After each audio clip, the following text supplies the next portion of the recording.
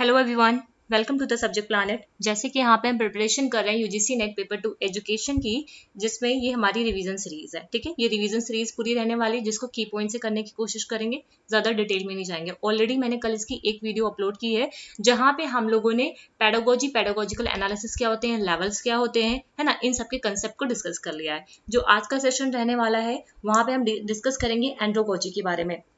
ठीक है, अगर टाइम रहता है तो उसके आगे का भी यहाँ पे डिस्कस कर लेंगे। ठीक है, आ जाओ इधर, नेक्स्ट पे इधर है स्लाइड, जस्ट अ सेकेंड।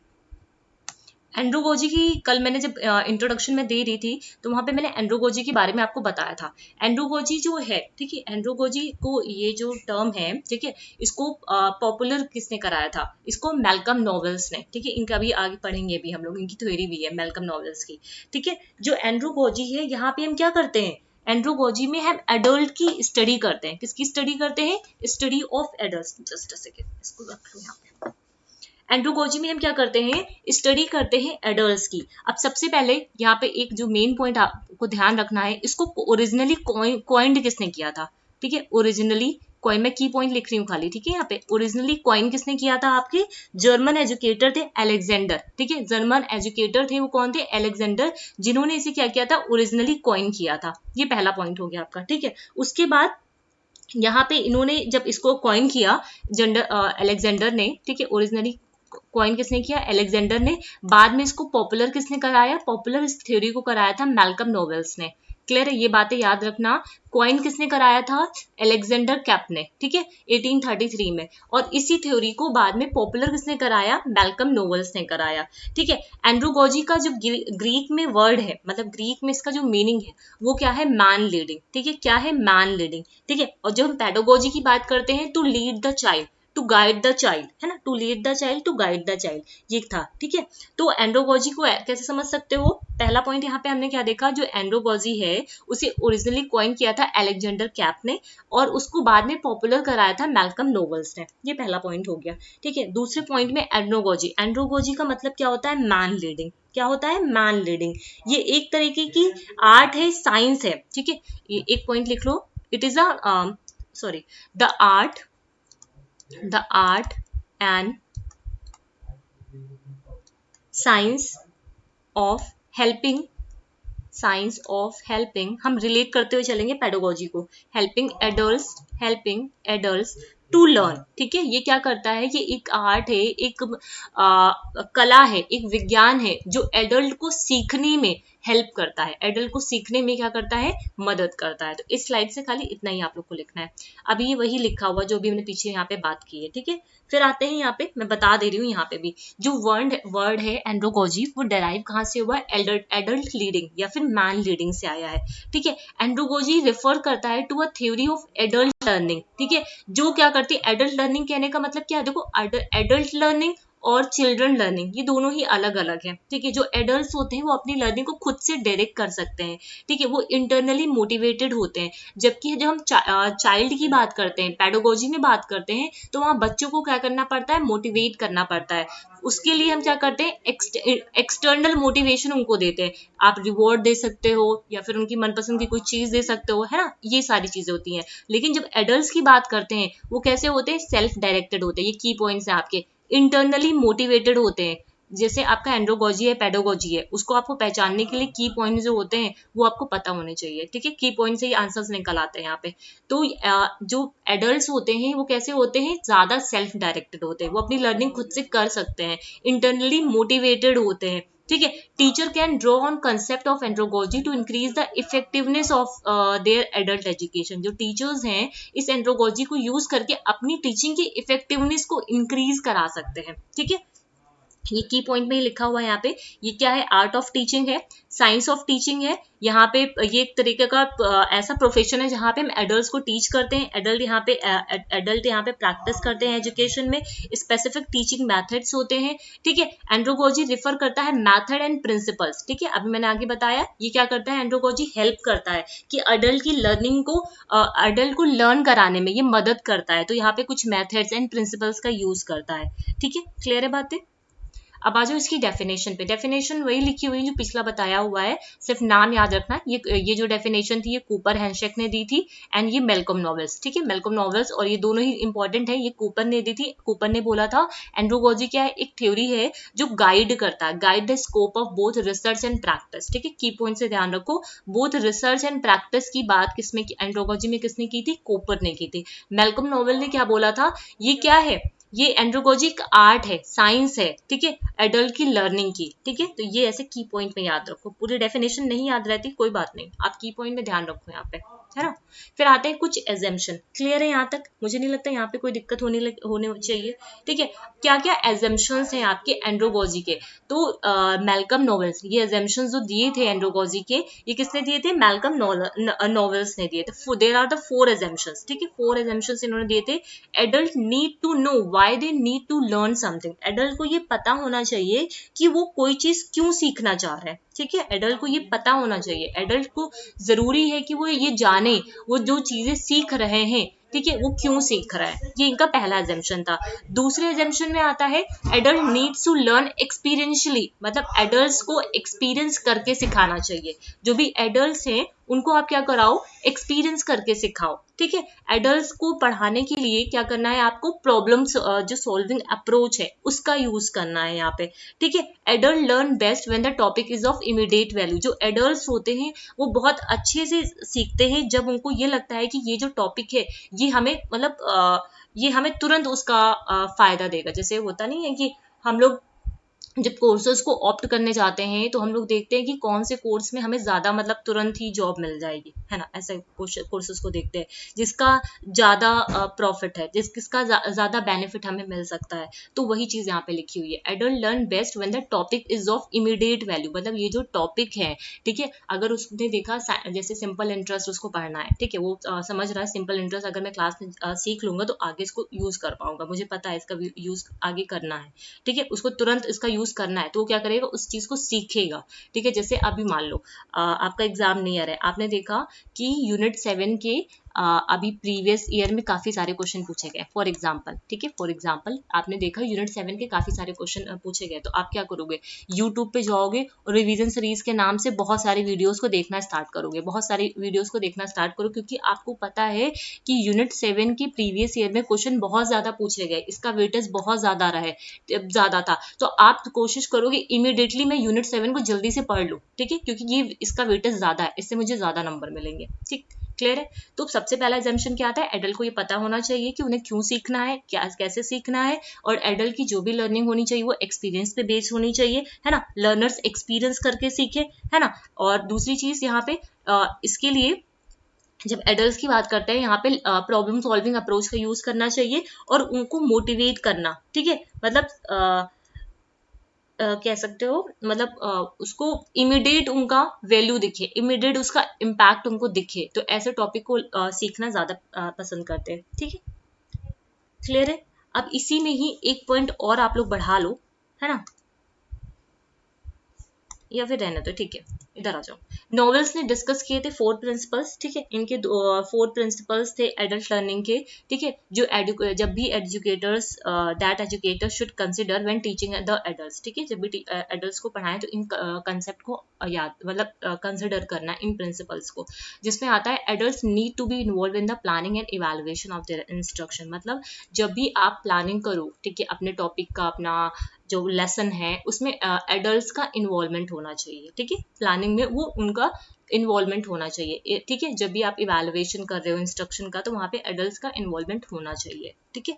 फिर आता है experience provide the basis for learning activities, जो एक्सपीरियंस है वो क्या है, एक्सपीरियंस में वो हो सकता हो मिस्टेक्स भी करें, है ना, तो वो क्या करते हैं, लर्निंग जो भी लर्निंग एक्टिविटीज करा रहे हो आप, ठीक है, तो एक्सपीरियंस उनको एक बेस प्रोवाइड करते हैं जहाँ पे हो सकता हो मिस्टेक भी हो, ठीक है, तो उनको क्या करना है, एक्टिविटीज कराना है, ठीक है, उन्हें खुद से करने देना है, ठीक है। Adults are most interested in learning subject that have immediate relevance to their job और पर्सनल लाइफ, जो भी पीछे हम लोगों ने देखा, ठीक है, मतलब एडल्ट्स उन्हीं सब्जेक्ट को पढ़ने में इंटरेस्टेड होते हैं जिसका इमीडिएट रेलेवेंस उनको दिखता है, ठीक है। जैसे हम लोग को यूनिट 7 का हमें पता है वेटेज बहुत ज्यादा है, तो हम कोशिश करेंगे यूनिट 7 को पहले कवर कर ले, ठीक है, क्योंकि हमें इसका इमीडिएट रेलेवेंस दिख रहा है हमारे एग्जाम में, ठीक है।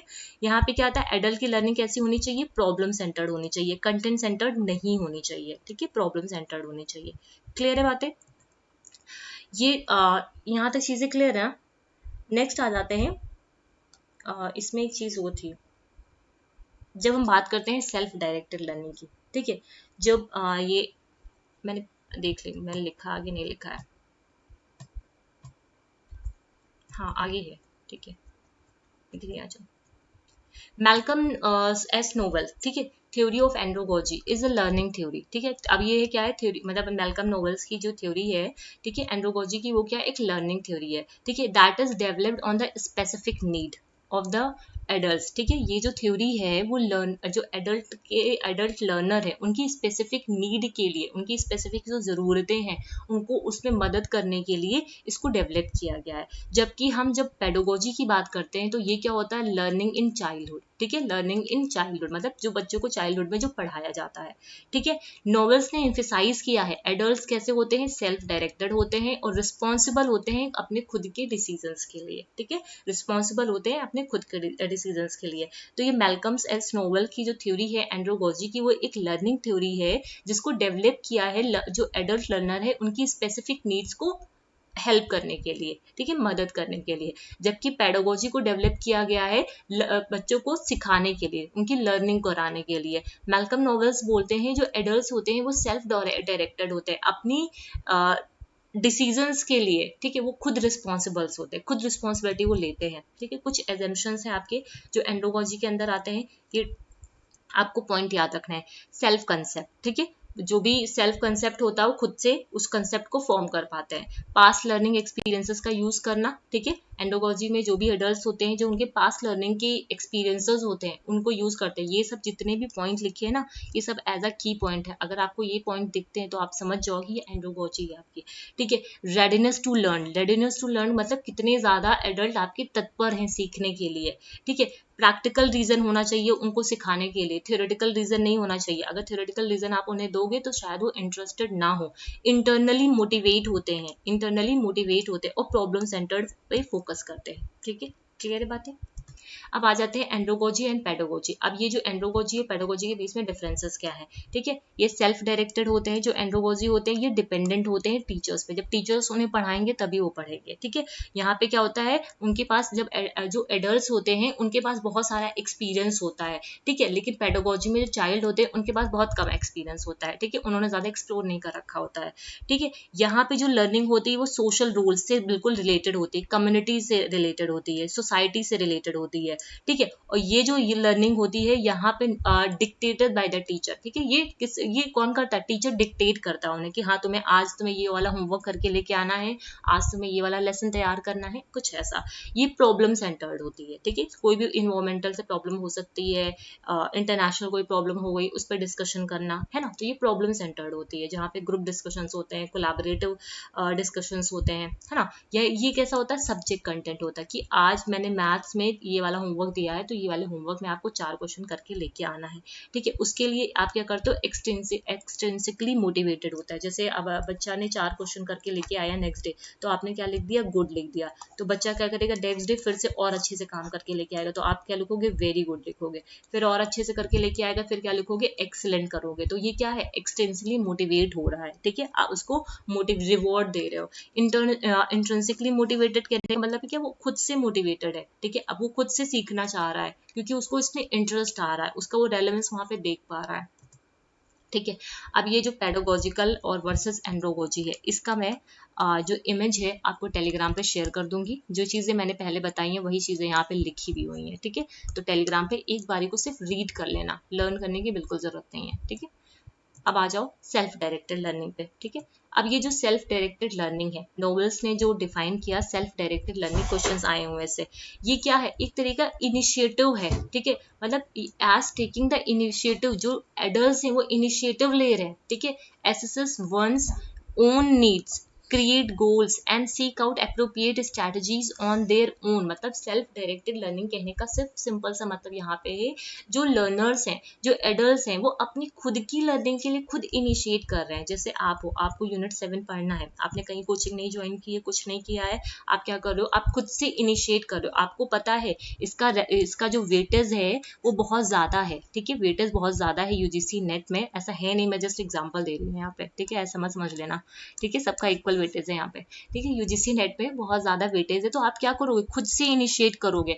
आप कई सारे वेबसाइट्स पे जाके इसका कंटेंट को देखोगे और यूट्यूब पे जाके देखोगे। यूट्यूब पे तो भर भर के कंटेंट दे रखे हैं, तो आप क्या करोगे, वहां पे अपने टाइम दे रहे हो ना, उसको आपको सीखना है। आपने एक वीडियो देखी, नहीं समझ में आया, दूसरी वीडियो देखी, नहीं समझ में आया, तीसरी वीडियो देखी, नहीं समझ में आया, तो ऐसे ऐसे करके बहुत सारी चीजें आप देखोगे, तब जाके आपको प्रॉपर कंटेंट मिल पाएगा, ठीक है। तो आप फिर जब कंटेंट मिल जाएगा उसके बाद आप क्या करोगे, प्रॉपर उसका नोट्स बनाओगे खुद से, किसी को कहना नहीं पड़ेगा कि आप ये नोट्स बनाओ, ठीक है, आप खुद बनाओगे। अब नोट्स बनाने के बाद एक स्ट्रैटेजी तैयार करोगे, कैसे मैं इस कंटेंट को अच्छे से प्रिपेयर कर लूँ कि जब मैं एग्जाम में जाऊँ तो इसको मैं अच्छे से क्वेश्चंस को सॉल्व कर पाऊँ, ठीक है। तो ये क्या है, सेल्फ डायरेक्टेड लर्निंग है। ये क्या है, सेल्फ, हमने अपनी लर्निंग को खुद से डायरेक्ट किया है, ठीक है। आप इधर वेबसाइट्स पे जा रहे हो, इधर ब्लॉग्स देख रहे हो, ये कुछ देख रहे हो, कुछ यहाँ से मिल जाए, कुछ यहाँ से मिल जाए, ये वाली बुक को प्रेफर कर रहे हो, है ना, ऐसा, ठीक है। आप खुद इनिशिएट कर रहे हो, ठीक है, अपने गोल्स खुद बना रहे हो, ठीक है, एप्रोप्रिएट स्ट्रैटेजीज खुद तैयार कर रहे हो, खुद की नीड्स को देख रहे हो कि हमें इस चीज की जरूरत है,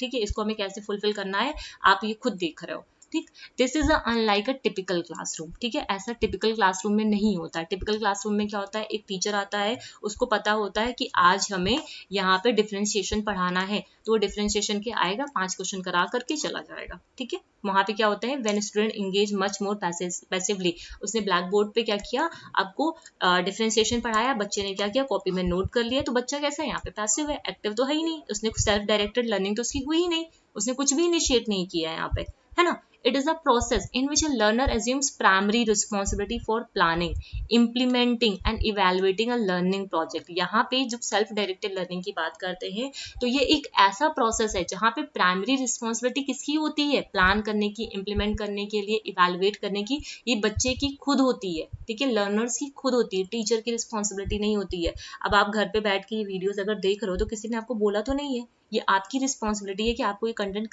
कवर करना है, ठीक है। तो यहाँ पे प्राइमरी रिस्पॉन्सिबिलिटी किसकी होती है, बच्चे की होती है, लर्नर्स की होती है। लर्नर खुद चूज करते हैं हमें क्या पढ़ना है, हमें कैसे पढ़ना है, कौन सी स्ट्रैटेजीज का यूज करना है और कैसे इस प्रोजेक्ट को एंड करना है, ठीक है। यहाँ लर्नर्स खुद अपनी लर्निंग के लिए रिस्पॉन्सिबल होते हैं, ठीक है।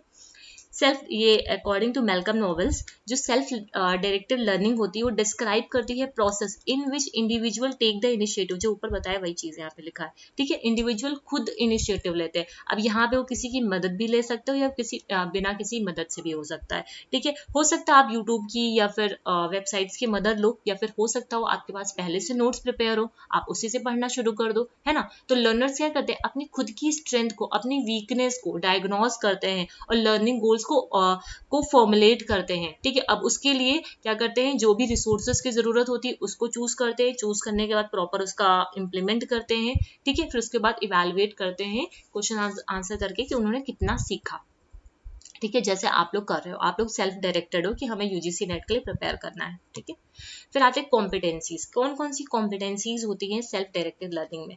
पहली, अब ये सब इंपॉर्टेंट है आपके, ठीक है। पहली कॉम्पिटेंसीज क्या है, टू प्लान एंड पार्टिसिपेट, ठीक है, प्लान करना, पार्टिसिपेट करना अपनी खुद की लर्निंग एक्टिविटीज में। आप लोग कर रहे हो ना, खुद ही से प्लान कर दो, पार्टिसिपेट करो अपनी लर्निंग एक्टिविटीज में। To develop the capacity of learning and thinking of the learner, मतलब यहाँ पे हम लर्नर की जो कैपेसिटी है उसको डेवलप करा रहे हैं, उनकी थिंकिंग को डेवलप कराते हैं। एंड्रोगोजी में डेवलप करता है सेंस ऑफ इंडिपेंडेंस को, ठीक है, उनको हम इंडिपेंडेंस बनाते हैं, वो फ्री है लर्न करने के लिए, ठीक है, ये चीज है। प्रॉब्लम सॉल्विंग अप्रोच को यहाँ पे डेवलप करते हैं, टाइम मैनेजमेंट सिखाते हैं, ठीक है, यहाँ पे टाइम मैनेजमेंट वो सीख पाते हैं, और डिसीजन मेकिंग स्किल्स भी उनके अंदर ही आती हैं। तो ये कुछ कॉम्पिटेंसीज हैं जो एंड्रोगोजी में वो डेवलप करती है, ठीक है। लर्नर्स अपनी एक्टिविटीज को खुद प्लान कर पाते हैं, पार्टिसिपेट करते हैं उसमें, उनके अंदर लर्निंग कैपेसिटीज को डेवलप कराना, थिंकिंग कैपेसिटीज को डेवलप कराना, सेंस ऑफ इंडिपेंडेंस को लेके आना, प्रॉब्लम सॉल्विंग अप्रोच को डेवलप कराना, मैनेजमेंट स्किल, जो टाइम मैनेजमेंट स्किल्स होता है उसको डेवलप कराना, और डिसीजन मेकिंग स्किल्स को भी डेवलप कराना, ठीक है, बहुत इजी है, आप लोग को ज्यादा कुछ इसमें वो नहीं करना है कि रटना है, एक बार समझो कॉपी में बस। हाँ ये है कि एक बार आपको कॉपी में लिखना जरूर पड़ेगा, ठीक है, अगर नहीं लिखा है आपने, की पॉइंट में ही लिखो, लेकिन लिखो तो बहुत आसानी से यूनिट 7 आपका कवर हो जाएगा, ठीक है। फिर एजम्पशंस क्या है आपके सेल्फ डायरेक्टेड लर्निंग के, जब नॉवेल्स ने स्टेट किए 5 एजम्पशंस, ठीक है, सेल्फ डायरेक्टेड लर्निंग के, ठीक। सेल्फ डायरेक्टेड लर्निंग एज्यूम करती है human being grows in a capacity and needs to be self, एक सेकंड, हाँ ठीक है। Self directed learning assumes that human being grows in a capacity and needs to be self directed as essential component in maturing. मतलब यहाँ पे क्या है, जो ह्यूमन बीइंग्स हैं, ठीक है, वो उनके अंदर ये कैपेसिटी होती है कि अपनी लर्निंग को खुद से डायरेक्ट कर पाते हैं, ठीक है, जैसे जैसे वो मेच्योर होते हैं, ठीक है, तो वो क्या होते हैं, सेल्फ डायरेक्टेड होते जाते हैं, ठीक है। सेल्फ डायरेक्टेड लर्निंग एज्यूम करता है जो लर्निंग है, ठीक है, वो कैसी होती है, learning experiences become an increasingly rich resource for learning that should be exploited along with the resource of expertise। मतलब सेल्फ डायरेक्टेड जो लर्निंग होती है वो एक तरीके से हमारी लर्निंग में एक रिसोर्स की तरह काम करती है, जो हमारी लर्निंग को इंक्रीज कराती है, ठीक है। यहाँ पे individual, it assumes that individual become ready to learn, यहाँ पे क्या आती है, रेडीनेस टू लर्न आती है, खुद से वो सीखते हैं। इट ऑल्सो एज्यूम्स, यहाँ पे प्रॉब्लम सेंटर्ड अप्रोच आती है, ठीक है, वही चीजें जो पुराना पे देखा वही यहाँ पे लिखा है। इंटरनल इंसेंटिव्स, मतलब यहाँ पे इंटरनली वो मोटिवेट्स होते हैं, इंटरनल्स कैसे होते हैं, मोटिवेटेड होते हैं, ठीक है। फिर आते हैं कैरेक्टरिस्टिक्स पे, ठीक है। कैरेक्टरिस्टिक्स की अगर बात करते हैं, कैरेक्टरिस्टिक्स भी वही है जो पीछे आप लोगों ने देखा है, ठीक है। फिर लर्नर ऑटोनॉमी, ये नेक्स्ट कंसेप्ट है। लर्नर ऑटोनॉमी क्या है, एक मेटा कैपेसिटी है, ठीक है, क्या है, एक मेटा कैपेसिटी है learner autonomy. Just a second, learner autonomy क्या है, एक मेटा कैपेसिटी है, ठीक है। यहाँ पे कॉग्निटिव, मेटाकॉग्निटिव, है ना, ये सारे कंपोनेंट्स आते हैं। लर्नर की नॉलेज, लर्नर की अवेयरनेस, लर्नर के बिलीव्स, ये सारी चीजें आती हैं। That is the second order capacity of the learner to take control of their learning process to different extent in different ways according to the learning situation. तो simple से एक point यहाँ पे ये याद रखो, ये सारी चीजों की बजाय ये कैसी है, एक मेटा कैपेसिटी है, और ये की पॉइंट लिखे हैं यहाँ पे। कॉग्निटिव, मेटा कॉग्निटिव कंपोनेंट्स आते हैं, ठीक है, जिसमें कॉग्निटिव, मेटा कॉग्निटिव, जैसे उनकी जो नॉलेज है, उनका जो कॉग्निशन है, उनके जो बिलीव्स हैं, वो लर्नर ऑटोनॉमी में आते हैं, ठीक है। फिर आता है ये एक इफेक्टिव, मतलब ये कंपोनेंट्स है आपके। सबसे पहला कंपोनेंट क्या है, लर्नर्स का कॉग्निटिव एंड मेटा कॉग्निटिव, ठीक है, मेटा कॉग्निटिव के अंदर ये सारी चीजें आ गई, ठीक है। फिर आता है लर्नर्स का इफेक्टिव एंड मोटिवेशनल कंपोनेंट, ठीक है, 4 कंपोनेंट है इनके। पहला कॉग्निटिव एंड मेटा कॉग्निटिव, जहाँ पे उनका लर्नर्स की अवेयरनेस और बिलीव्स वगैरह आते हैं। जब इफेक्टिव मोटिवेशनल कंपोनेंट की बात करते हैं, जहाँ पे उनकी फीलिंग्स आती हैं, इमोशंस आते हैं, विलिंगनेस आती है, मोटिवेशन आता है, ये सब की पॉइंट में, ठीक है। फिर एंड एक्शन ओरिएंटेड, ठीक है, एक्शन ओरिएंटेड कंपोनेंट, जहाँ पे उनकी स्किल्स आते हैं, उनकी बिहेवियर आता है, डिसीजन मेकिंग स्किल्स आती हैं। सोशल कंपोनेंट, मतलब वो कैसे नेगोशिएट कर पा रहे हैं अपनी लर्निंग्स के साथ, ठीक है, कि मतलब यहाँ पे क्या करते हैं लर्निंग, और यहाँ पे क्या करते हैं, नेगोशिएट करते हैं लर्निंग को विद द पार्टनर या फिर टीचर्स, मतलब नेगोशिएट करते हैं कि हमें ये वाला टॉपिक पढ़ाओ कि इससे में ज्यादा रेलेवेंस, मतलब ऐसा कुछ नेगोशिएट करना, ठीक है। तो ये 4 जो कंपोनेंट है, ये इसेंशियल कंपोनेंट है। ये कैसा है, ये इसेंशियल कंपोनेंट है जो आपको यहाँ पे याद रखना है लर्नर ऑटोनॉमी में। पहला कॉग्निटिव एंड मेटा कॉग्निटिव, दूसरा इफेक्टिव एंड मोटिवेशनल कंपोनेंट, तीसरा एक्शन ओरिएंटेड, एंड चौथा सोशल कंपोनेंट, ठीक है। लर्नर जो ऑटोनॉमी है, ठीक है, लर्नर जो ऑटोनॉमी है, यहाँ पे क्या होता है, यहाँ पे एक मतलब यहाँ ये एक मेटा कैपेसिटी है। सिंपल सी बात ऐसा समझो, ये एक मेटा कैपेसिटी है, एक प्रोसेस, यहाँ पे लर्नर जो होते हैं अपनी लर्निंग प्रोसेस को कंट्रोल करते हैं, लर्निंग प्रोसेस को कंट्रोल करते हैं। यहाँ पे जो लर्नर्स होते हैं अपनी लर्निंग प्रोसेस को क्या करते हैं, कंट्रोल करते हैं। यहाँ पे डिफरेंट एक्सटेंट पे जा करके, एक कॉग्निटिव मेटा कॉग्निटिव कंपोनेंट पे अलग तरीके से, मतलब जहाँ पे अपने कॉग्निशन को कंट्रोल करते हैं, इफेक्टिव लेवल पे जाके अपनी फीलिंग्स को, अपनी इमोशंस को कंट्रोल करते हैं, एक्शंस पे जाके अपना जो लर्निंग बिहेवियर, डिसीजन मेकिंग है, उसको कंट्रोल करते हैं, एंड सोशल कंपोनेंट पे जाकर कैसे वो नेगोशिएट करते हैं, ठीक है। एक सेकेंड, ये क्या लिखा मैंने, लर्नर के, हाँ ये की पॉइंट में लिखो, ये जस्ट है।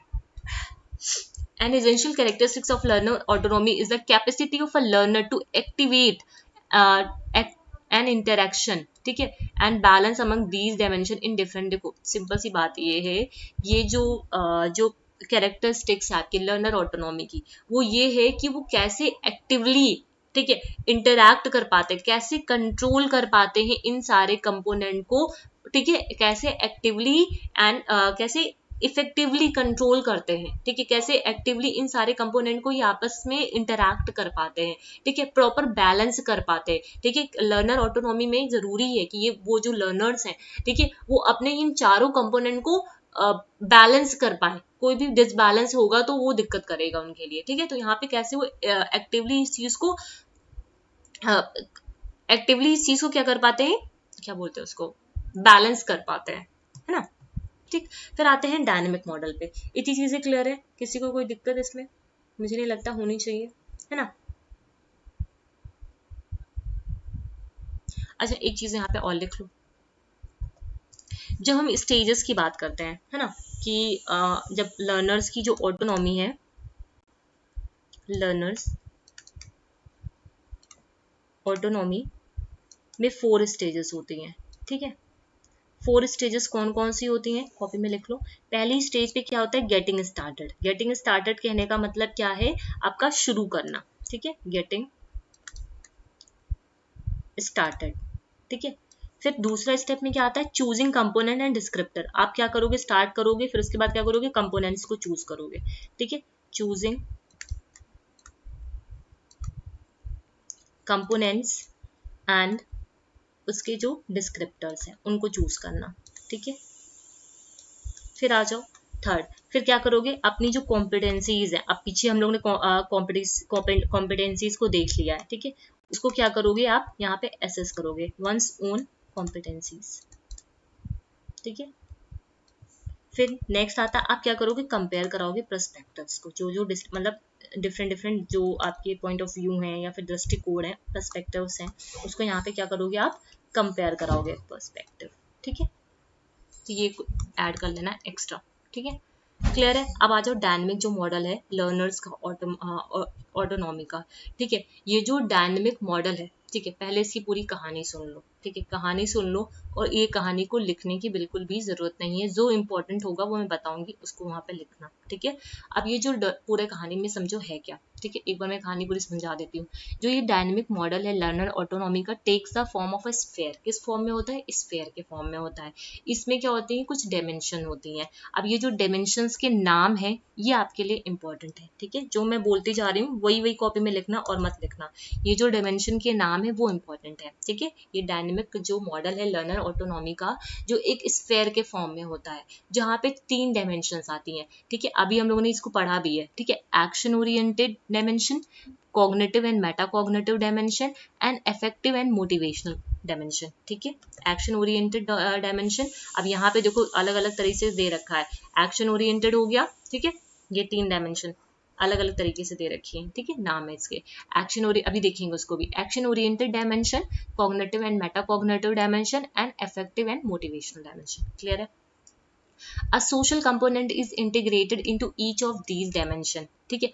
एक सोशल जो कंपोनेंट है हर डायमेंशन में इंटीग्रेटेड है। Distinction between these dimension remain on the theoretical level since they are all closely intertwined. मतलब क्या है, यहाँ पे इस लाइन में ये बोल रहा है कि ये हर कंपोनेंट के साथ, हर डायमेंशन के साथ एक सोशल कंपोनेंट एडेड है, ठीक है। अब इसको हम लोग डिफ्रेंशिएट थ्योरेटिकल लेवल पे, मतलब कैसा है, थ्योरेटिकल लेवल पे मतलब इसका अलग अलग डिफ्रेंशिएशन हो सकता है, बट क्लोजली ये कैसे हैं, आपस में इंटरविंड हैं, मिले हुए हैं। ये तीनों ही क्या है, आपस में मिले हुए। थ्योरेटिकली ये डिफरेंट हो सकते हैं, इनकी अलग अलग चीजें हैं, जैसे हम लोग ने एक्शन में देखा, कॉग्निटिव में देखा, इफेक्टिव में देखा, लेकिन ये क्या है, आपस में इंटरविंड है, ठीक है, आपस में मिले हुए हैं। जबकि प्रैक्टिकल लेवल पे having these distinction to useful to both learners and teachers और advisor so that they can better reflect on the competencies, skills, strategy and use opportunity that present themselves in the language learning context to improve enhance them. Simple सी बात करते हैं, देखो 2 इसके perspective है, एक theoretical perspective है, एक इसका प्रैक्टिकल पर्सपेक्टिव है। जब हम थ्योरेटिकल पर्सपेक्टिव की बात करते हैं तो वहां पे ये जो सोशल कंपोनेंट है वो हर डायमेंशन में ऑलरेडी आपका इंटीग्रेटेड है, ठीक है। तो थ्योरेटिकली ये कैसे है, distinction between these dimension remain on the theoretical level, मतलब ये कैसे थ्योरेटिकल लेवल पे कैसे क्लोजली इंटरविंड है, थ्योरेटिकल लेवल पे ये कैसे हैं, क्लोजली इंटरविन्ड है, आपस में मिले हैं, ठीक है, ऐसे समझो। थ्योरेटिकल लेवल पे ये कैसे हैं, क्लोजली इंटरविन्ड है, आपस में मिले हुए हैं, ठीक। बट अगर हम बात करते हैं प्रैक्टिकल लेवल पे, ठीक है, तो ये एक तरीके से यूजफुल, इनका जो डिफरेंशिएशन मतलब ये क्या है, ये जो कंपोनेंट है ना वो अलग अलग तरीके से टीचर्स को, लर्नर्स को, ठीक है, उनको क्या करते हैं, हेल्प करते हैं, उनकी कॉम्पिटेंसीज को रिफ्लेक्ट कराने में, उनकी स्किल्स को इनहेंस कराने में, डेवलप कराने में, ठीक है। वो एक तरीके से ये जो कंपोनेंट्स होते हैं उन्हें अपॉर्चुनिटी की तरह हेल्प करते हैं, ठीक है, उनको उनकी स्ट्रैटेजीज को, उनकी कॉम्पिटेंसीज को डेवलप कराते हैं यहाँ पे, ठीक है, इनहेंस कराते हैं, ठीक। Each component of the dynamic model has a set of descriptor, जितने भी ये तीनों कंपोनेंट है इनके सेट ऑफ डिस्क्रिप्टर हैं, हमने पीछे भी देखा भी, ठीक है, with a specific statement about competencies, skills and behaviour formulated as do can statement, ठीक है। एक स्टेटमेंट ऐसे ही लिखा हुआ है, सिंपल सी, यहाँ पे सिर्फ ये समझो ये तीनों ही कंपोनेंट के अपने अपने अलग से डिस्क्रिप्टर्स हैं, जिसमें अभी हम लोगों ने डिस्क्रिप्टर में देखा एक्शन ओरिएंटेड में क्या था, ठीक है, देखो यहाँ पे यार देखा ना, ये देखो ये लिखा हुआ है एक्शन ओरिएंटेड में क्या था, स्किल्स थी और लर्निंग बिहेवियर थे, ऐसे करके, ठीक है, तीनों में अलग अलग इनके डिस्क्रिप्टर्स हैं, ठीक। दिस, अब ये इंपॉर्टेंट है, ये जो मॉडल है वो कैसा है, स्ट्रक्चरली एंड फंक्शनली डायनामिक है, ठीक है, स्ट्रक्चरली एंड फंक्शनली डायनामिक है। अब ये स्ट्रक्चरली फंक्शनली, देखो यहाँ पे आपको ये चीज लिखनी है, ठीक, उसके बाद आपको ये चीज लिखनी है, इधर गया, ये रहा, ठीक। यहाँ पे ये स्ट्रक्चरली और फंक्शनली डायनेमिक है। स्ट्रक्चरली डायनेमिक कहने का मतलब क्या है, इनके जितने भी कंपोनेंट हैं आपस में एक दूसरे के साथ रिलेटेड है, आपस में एक दूसरे के साथ रिलेटेड है। फंक्शनली डायनेमिक कहने का मतलब क्या है, because learner can decide to enter the model from any component and move freely from one component to another without following a given path according to their needs and purpose. यानी इसमें बोला structurally dynamic में बोला गया कि यहाँ पे हर component आपस में एक दूसरे के साथ डायरेक्टली कनेक्टेड है, ठीक है। हर कंपोनेंट, देखो यहाँ पे इधर आओ, हर कंपोनेंट क्या है, आपस में एक दूसरे के साथ डायरेक्टली कनेक्टेड है, आपस में एक दूसरे के साथ डायरेक्टली कनेक्टेड है। ये देखो, ये इसके साथ, ये इसके साथ, ये इसके साथ डायरेक्टली क्या है, एक दूसरे के साथ ये कनेक्टेड है। और लर्नर्स जो हैं वो किसी भी पाथ को यहाँ पे चूज कर सकते हैं, ठीक है, लर्नर्स फ्री हैं, ठीक है, move freely from one component to another, वो एक कंपोनेंट के दूसरे कंपोनेंट में जा सकते हैं बिना किसी पाथ को फॉलो किए हुए। उन्हें सिर्फ क्या कर देखना है, अपनी नीड्स को देखना, अपने पर्पस को देखना है यहाँ पे, ठीक है। यहाँ पे क्या होता है, complexity of a learner autonomy and to operationalise it breaking it down in a smaller portion. यहाँ पे हम क्या करते हैं, जो भी कंपोनेंट्स हैं, मतलब जो कॉम्प्लेक्सेस हैं, ठीक है, उसको हम क्या करते हैं, ब्रेक डाउन कर देते हैं स्मॉलर स्मॉलर पोर्शंस में, जिससे लर्नर्स उसको अच्छे से सीख पाए, ठीक है। अब ये जो लर्नर्स का है यहाँ पे है, मतलब यहाँ पे क्या है, स्ट्रक्चरिंग नॉलेज, नॉलेज को स्ट्रक्चर करना, ठीक। फिर आता है स्ट्रक्चरिंग नॉलेज, ठीक है। फिर आता है आपका डीलिंग विद माई फीलिंग्स, मैं अपनी फीलिंग के साथ कैसे डील करता हूँ, ठीक है। तीन ही कंपोनेंट है ना, मोटिवेटिंग माई सेल्फ, खुद को मोटिवेट करना, जिसमें अब ये जो लर्नर जो है मैनेज करेगा अपनी खुद की लर्निंग को, मैनेज करेगा अपनी खुद की लर्निंग को, कैसे करेगा, हो सकता है अपने टास्क को कंप्लीट करके करे, हो सकता है प्लानिंग करके करे, हो सकता है चूज करे मटेरियल्स के लिए, हो सकता है इवेलुएट करे, मतलब किधर से भी जा सकता है। फिर कोऑपरेटिंग, फिर आता है कोऑपरेटिंग करना, पहले मैनेज करनी है अपनी लर्निंग को, फिर अब क्या करेगा, कोऑपरेट करेगा, ठीक। कोऑपरेटिंग में क्या आ जाएगा, इवेलुएटिंग, मॉनिटरिंग, प्लानिंग, है ना, सारी चीजें आ जाएंगी। फिर आता है आपका कंप्लीटिंग द टास्क, टास्क को कंप्लीट भी कैसे कर पाएगा, मॉनिटर करके कर पाएगा, प्लान करके कर पाएगा, मतलब किसी भी तरफ वो जा सकता है, ठीक है। ये डायनेमिक है, स्ट्रक्चरली फंक्शनल मॉडल है, ठीक है, किसी भी तरफ जा सकता है वो, ठीक है। तो ये चीजें यहाँ पे, ठीक है, क्लियर है बात है। अब आ जाते हैं सेल्फ असेसमेंट जो होता है, ये मैंने अभी बता दिया आपको, ये स्टेजेस के बारे में, फिर भी देख लो डायनेमिक मॉडल में कि 4 स्टेप्स दिए थे, getting started, choosing components, assess करना खुद की कॉम्पिटेंसीज को, फिर उसको क्या करना, कंपेयर करना उसके पर्सपेक्टिव को, ये पीछे भी मैंने बताया भी आप लोगों को, ठीक। अब आ जाते हैं 7B पे, मैं आज 7B भी यहाँ पे स्टार्ट कर दे रही हूँ, ठीक है। 7B में वो 7A का आपका पूरा पोर्शन कंप्लीट हो गया है, ठीक है, 7A का, ठीक है। अभी हम लोग स्टार्ट करने वाले हैं 7B। 7B में हमें क्या देखना है, असेसमेंट देखना है, ठीक है, उसका मीनिंग क्या होता है, नेचर क्या है, पर्सपेक्टिव क्या है, ठीक है। अब यहाँ पे 3 जो कंसेप्ट है ये इंपॉर्टेंट हो जाते हैं, असेसमेंट फॉर लर्निंग, ठीक है, असेसमेंट ऑफ लर्निंग, पूछा हुआ क्वेश्चन है कई बार, और असेसमेंट एज लर्निंग है, ये ऑफ लिख दिया है यहाँ पे एज है, ठीक है, ये एज है, कर लेना, गलत हो गया ये, एज लर्निंग है, ठीक है। Assessment for learning, assessment of learning and assessment as learning, इनको कंसेप्ट को हम लोग यहाँ पे पढ़ेंगे।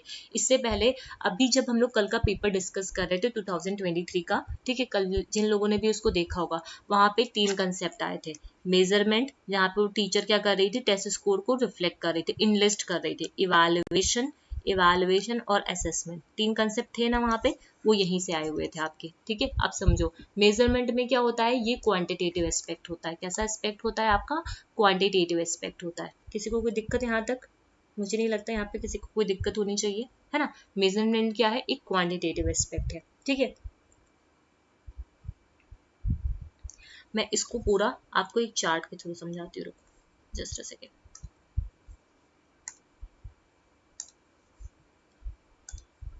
इधर आ जाओ, अपनी कॉपी में बनाओ ये चीज। Measurement, assessment and evaluation. Evaluation एक ब्रॉडर टर्म है, ठीक है। सबसे पहले हम क्या करें, इवैल्यूएशन के अंदर मेजरमेंट भी आता है और असेसमेंट भी आता है, ठीक है। मेजरमेंट, असेसमेंट एंड इवैल्यूएशन, ठीक है। बात समझ में आई। मेजरमेंट, इवैल्यूएशन के अंदर असेसमेंट भी आता है और मेजरमेंट में भी आता है, ठीक। अब आते हैं, सबसे पहले हम बात करते हैं यहाँ पे असेसमेंट की, ठीक है। किसकी बात करते हैं, असेसमेंट की, ठीक है। अभी मेजरमेंट और उसको देखेंगे, ठीक है। मेजरमेंट कैसा है आपका, क्वांटिटेटिव एस्पेक्ट पे बात करता है, सिर्फ नंबर्स को काउंट करना, ये सब नंबर्स को काउंट कर रहे हो, न्यूमेरिकल जो भी चीजें आ रही है वो सब आपकी मेजरमेंट के अंदर आती है। जब हम बात करते हैं असेसमेंट की, है ना, जब हम बात करते हैं किसकी, असेसमेंट की, असेसमेंट में क्या करते हैं, असेस करने का मतलब क्या है, आप उसके आउटकम जो भी उसने अचीव किया है, जो भी उसने अचीव किया उसको कंपेयर करा रहे हो, ठीक है। उसको क्या करा रहे हो, कंपेयर करा रहे हो। असेसमेंट तो यही होता है ना, लास्ट में जब आपका रिजल्ट, सॉरी, जब कोई प्रोग्राम एंड होता है तो आप क्या करते हो, उसको एसेस करते हो, उसका असेसमेंट करते हो। तो यहाँ पे क्या करते हैं हम लोग, comparison of 2 or more sets of information, ठीक है। सेट्स ऑफ इंफॉर्मेशन कॉपी में लिख लो उसे, ठीक है। यहाँ पे हम असेसमेंट कराते हैं। असेसमेंट में आपका क्वांटिटेटिव प्लस क्वालिटेटिव दोनों एस्पेक्ट को देखा जाता है, ठीक है। क्वांटिटेटिव एंड क्वालिटेटिव, ठीक है। क्लियर है बात यहाँ पे, ठीक। इधर आ जाओ। मेजरमेंट क्या है, एक प्रोसेस है जहां पे हम क्या करते हैं, फिजिकली ऑब्जेक्ट, जो फिजिकल ऑब्जेक्ट्स होते हैं, जस्ट सेकेंड, जितने भी फिजिकल ऑब्जेक्ट हैं उसको हम यहाँ पे डिटरमाइन करते हैं, ठीक है। तो इसको हम क्या करते हैं, ये स्केल होती है जहाँ पे हम लोग उसको ऑब्जेक्ट को देखते हैं। यहाँ पे हम क्या करते हैं, मेजर्ड करते हैं कि कितना ज्यादा, हाउ मच और हाउ लिटिल, ठीक है। कैपेसिटी ऑफ बीइंग मेजर्ड, ठीक है, कैपेसिटी ऑफ बीइंग मेजर्ड मतलब ये इसको मेजर करना, ठीक है। तो ये कहाँ पे होता है, ये आपका इसमें आता है, ठीक है। यहाँ पे हम मैग्नीट्यूड देखते हैं, यहाँ पे हम क्या देखते हैं, मैग्नीट्यूड देखते हैं, ठीक है। ये सारे की पॉइंट है जो रेड से हाईलाइट है आपके, ठीक है। फिर आ जाओ असेसमेंट। जब हम असेसमेंट की बात करते हैं, it is the process of gathering information, ठीक है। यहाँ पे इन्फॉर्मेशन को हम क्या करते हैं, गैदर करते हैं, ठीक है, systematically as a part of an evaluation. अभी हम लोगों ने देखा असेसमेंट भी क्या होता है, एक इवैल्यूएशन का पार्ट ही होता है, ठीक है। It is carried out to see what children and young people know understand and are able to do. यहाँ पे हम ये देखते हैं कि बच्चे ने कितना ज्यादा सीखा, मतलब उसके आउटकम पे फोकस करते हैं, कितना ज्यादा सीखा, क्या वो सही से उस चीज को आगे अप्लाई कर पा रहा है या फिर नहीं कर पा रहा है। उनकी प्रोग्रेस को यहाँ पे हम ट्रैक कराते हैं, ठीक है। प्रोग्रेस को ट्रैक करने के बाद नेक्स्ट स्टेप को फिर प्लान करते हैं, फिर रिपोर्ट करते हैं, ठीक है। तो ये एक प्रोसेस है जहां पे हम क्या देखते हैं, it is the process by which information is obtained, ठीक है। इंफॉर्मेशन को हम ऑब्टेन करते हैं related to some known objective और गोल्स, ठीक है। अभी हम देखा ना, यहाँ पे हम क्या कराते हैं, कंपेयर कराते हैं किसी स्टैंडर्ड के साथ, साथ यहाँ पे हम कंपेरिजन कराते हैं इंफॉर्मेशन को जो भी बच्चे से रिलेटेड है, ठीक है। असेसमेंट एक सिस्टमैटिक प्रोसेस है, ये की पॉइंट में लिखा हुआ है, जहाँ पे कलेक्ट इन्फॉर्मेशन को कलेक्ट करते हैं जो हम यूज कर सकते हैं to make inferences about the characteristics of people और object. Assessment referred as a process of collecting evidence and making judgment. यहाँ पे हम जजमेंट देते हैं, ये भी एक की पॉइंट है आपका कि यहाँ पे हम क्या देते हैं, जजमेंट करते हैं। रिलेटेड होता है आपके आउटकम्स के साथ, रिलेटेड टू आउटकम्स, ठीक है। यहाँ पे आप क्या कराते हो, दो इन्फॉर्मेशन को कंपेयर कराते हो, ठीक है। यहाँ पे क्या कराते हो, कंपेयर कराते हो इन्फॉर्मेशन को, ठीक है। क्लियर है, नेक्स्ट आ जाओ। अब इवैल्यूएशन की बात करते हैं। इवैल्यूएशन क्या है, यहाँ पे आपका असेसमेंट प्लस मेजरमेंट, दोनों ही कंसेप्ट आते हैं, असेसमेंट प्लस मेजरमेंट। इवैल्यूएशन एक वाइडर मीनिंग देता है, ठीक है, ये इट गोज बियॉन्ड मेजरमेंट, ठीक है। यहाँ पे when from useful information including measurement we make का मतलब हमने क्या किया, मेजरमेंट का यूज करके जजमेंट किया, असेसमेंट किया, ठीक है। हमने कोई मेजरमेंट था, ठीक है, मेजरमेंट के बाद उसमें क्या किया, हमने जजमेंट किया, फिर उसके बाद हम इसको इवैल्यूएट करा रहे हैं, ठीक है। जैसे समझो, the teacher may evaluate the student Gita that she is doing well in mathematics, ठीक है। मतलब टीचर ने इवैल्यूएट किया कि गीता मैथमेटिक्स में अच्छा कर रही है। अब ये कैसे वो बोल रहा है, ये टीचर ने इवैल्यूएट करके बता दिया ना कि जो गीता है वो मैथमेटिक्स में अच्छा परफॉर्म कर रही है, मैथमेटिक्स में अच्छी है, वो ये टीचर्स बोल रहा है ये इवैल्यूएट करने के बाद। कैसे इस चीज को बोला, क्योंकि उसने बहुत ज्यादा, जितने भी टेस्ट हुए थे क्लास में, उसमें सबसे ज्यादा उसने स्कोर किया, ठीक है, 50 आउट ऑफ 100, ठीक है, इतना अच्छा स्कोर किया। तो ये एग्जाम्पल क्या है, this is an example of evaluation using quantitative data. मतलब यहाँ पे हमने मेजरमेंट का यूज किया, मेजरेबल इंफॉर्मेशन का यूज किया, कि ये देखा कि वो अच्छा, वो मैथमेटिक्स में अच्छी है, इसका मतलब वो मैथ्स क्लास में उसने ज्यादा स्कोर किया होगा, तो मेजरेबल इंफॉर्मेशन थी, हमने इसको मेजर कर लिया। फिर the teacher might also make an evaluation based on the qualitative data, ठीक है। अब क्वालिटेटिव डेटा पे कैसे वो बताएगी, such as her observation that Gita work hard, has an enthusiastic attitude towards the mathematics and finishes her assignment quickly। अब मैं इसको अच्छे से ऐसे समझाती हूँ, समझो। जब इवैल्यूएशन की हम बात करते हैं, इवैल्यूएशन की बात करते हैं, तो इवैल्यूएशन में असेसमेंट प्लस मेजरमेंट दोनों ही कंसेप्ट आपके इन्वॉल्व होते हैं, ठीक है। असेसमेंट आपको क्वांटिटेटिव और क्वालिटेटिव एस्पेक्ट दोनों की बात करता है, और मेजरमेंट ओनली क्वांटिटेटिव एस्पेक्ट की बात करता है। अब टीचर ने क्या किया, एक स्टेटमेंट दिया, एक स्टेटमेंट क्या दिया, जो गीता है, she is doing well in mathematics, ठीक है, उसने बोला गीता अच्छा कर रही है मैथमेटिक्स में, ठीक। अब उसका ये जो स्टेटमेंट था, she is doing well in mathematics, वो दो एस्पेक्ट पे आया। पहला एस्पेक्ट आपका क्वांटिटेटिव था, दूसरा एस्पेक्ट आपका क्वालिटेटिव था। क्वांटिटेटिव एस्पेक्ट में उसने ये देखा कि उसने क्या किया, जो उसकी मैथमेटिक्स के टेस्ट हुए थे वहां पे उसने उसको देखा कि उसने क्या किया, सबसे ज्यादा स्कोर किया, सबसे ज्यादा स्कोर किया उसने, ठीक है। तो पहला एस्पेक्ट ये चीज है, तो ये क्या है, मेजरेबल है।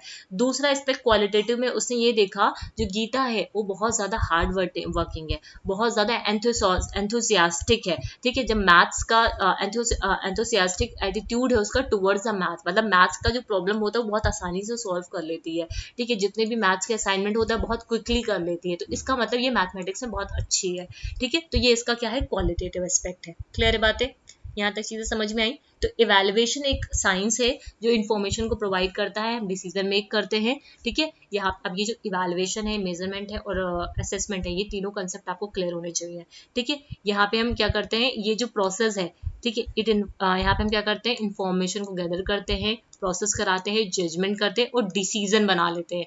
जजमेंट हम कहाँ पे सिर्फ करते हैं, असेसमेंट पे। जजमेंट यहाँ पे हम सिर्फ असेसमेंट पे करते हैं, यहाँ पे हमने डिसीजन ही बना लिया, डिसीजन मेक कर लिया कि गीता मैथमेटिक्स में बहुत अच्छी है, हमने ये डिसीजन ही मेक कर दिया, गीता बहुत अच्छी है, ठीक है। तो ये क्या हुआ, आपका इवैल्यूएशन हुआ। जब आप जजमेंट को फॉर्म करते हो तो वो असेसमेंट होता है, ठीक है। क्लियर है बातें। अब आ जाओ, ये चीज मैंने यहाँ पे लिखी भी हुई है, ठीक है, ये मेजरमेंट, असेसमेंट, इवैल्यूएशन, ठीक। अब आ जाते हैं यहाँ पे असेसमेंट फॉर लर्निंग। अब इसको भी मैं की पॉइंट में आपको समझाती हूँ, जस्ट अ सेकेंड, इधर आ जाओ, मैं इसको की पॉइंट में यहाँ पे समझा रही हूँ। 3 कंसेप्ट हमें यहाँ पे पढ़ने हैं, है ना। जो हमें कितने कंसेप्ट पढ़ने हैं, मतलब 3 पर्सपेक्टिव यहाँ पे पढ़ने हैं, तीनों को मैं यहाँ पे समझा रही हूँ, देखिए की पॉइंट में अपने कॉपी में बना लो। पर्सपेक्टिव्स, 3 पर्सपेक्टिव्स हैं आपके, ठीक है, इस असेसमेंट में, ठीक है। असेसमेंट फॉर लर्निंग,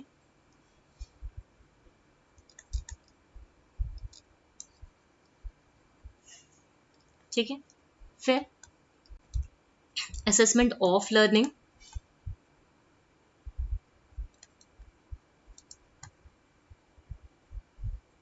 ठीक है, फिर आ जाओ, फिर आता है आपका assessment as learning, assessment as learning, ठीक है। सिर्फ की पॉइंट को यहाँ पे देखेंगे, ठीक है, just a second. Assessment for learning, assessment of learning, आपके सिलेबस में ऐसे ही दे रखा हुआ है, असेसमेंट एज लर्निंग, ठीक है। जब हम असेसमेंट फॉर लर्निंग की बात करते हैं, ठीक है, तो यहाँ पे क्या होता है, ये अनस्ट्रक्चर्ड होता है। कॉपी में पहले लिख लो फिर मैं इसको समझाती हूँ। मोस्टली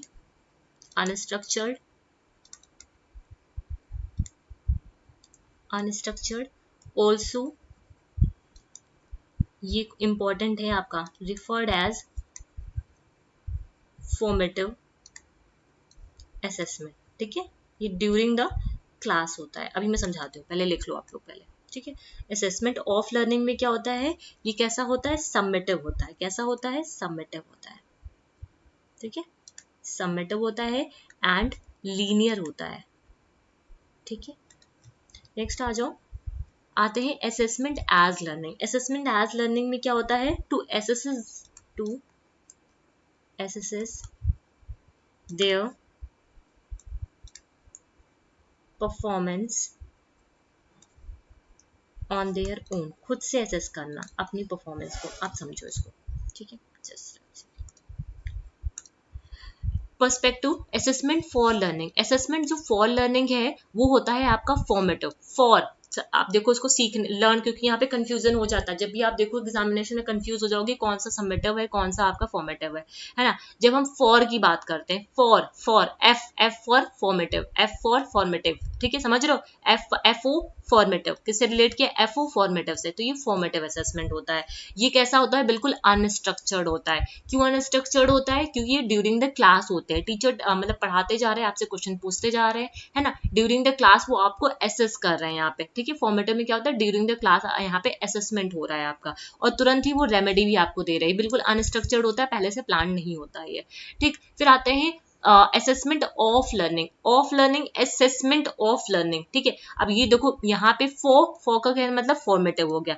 ऑफ लर्निंग को आप कैसे याद कर सकते हो, सबमिटिव से। देखिए असेसमेंट ऑफ लर्निंग क्या है, आपकी सबमिटिव है। और ये कैसी होती है, लीनियर होती है, बिल्कुल सीधे चलती है, बिल्कुल सीधे चलती है। मतलब आपने टेस्ट ले लिया, आपका टर्म एग्जाम हो गया, फाइनल में आपने क्या किया, जजमेंट करके बता दिया कि इस बच्चे की फर्स्ट डिवीजन आई, इस बच्चे की सेकंड डिवीजन आई है। ठीक है, तो ये होता है सबमिटिव। फिर आता है assessment as learning. As learning, as कहने का मतलब क्या है, आप खुद की लर्निंग को असेस कर रहे हो। एज को कैसे रिलेट कर पाओगे, assessees own their own learning. ठीक है, एसेसेस देयर ओन लर्निंग, यहाँ आप अपनी लर्निंग को खुद से असेस कर रहे हो, खुद से डायग्नोज कर रहे हो अपनी स्ट्रेंथ को, अपनी वीकनेस को। ठीक है, तो ये तीनों ही पर्सपेक्टिव हैं आपके, जो हम लोगों ने अभी पढ़ा। ठीक है, याद रहेंगी ये चीजें।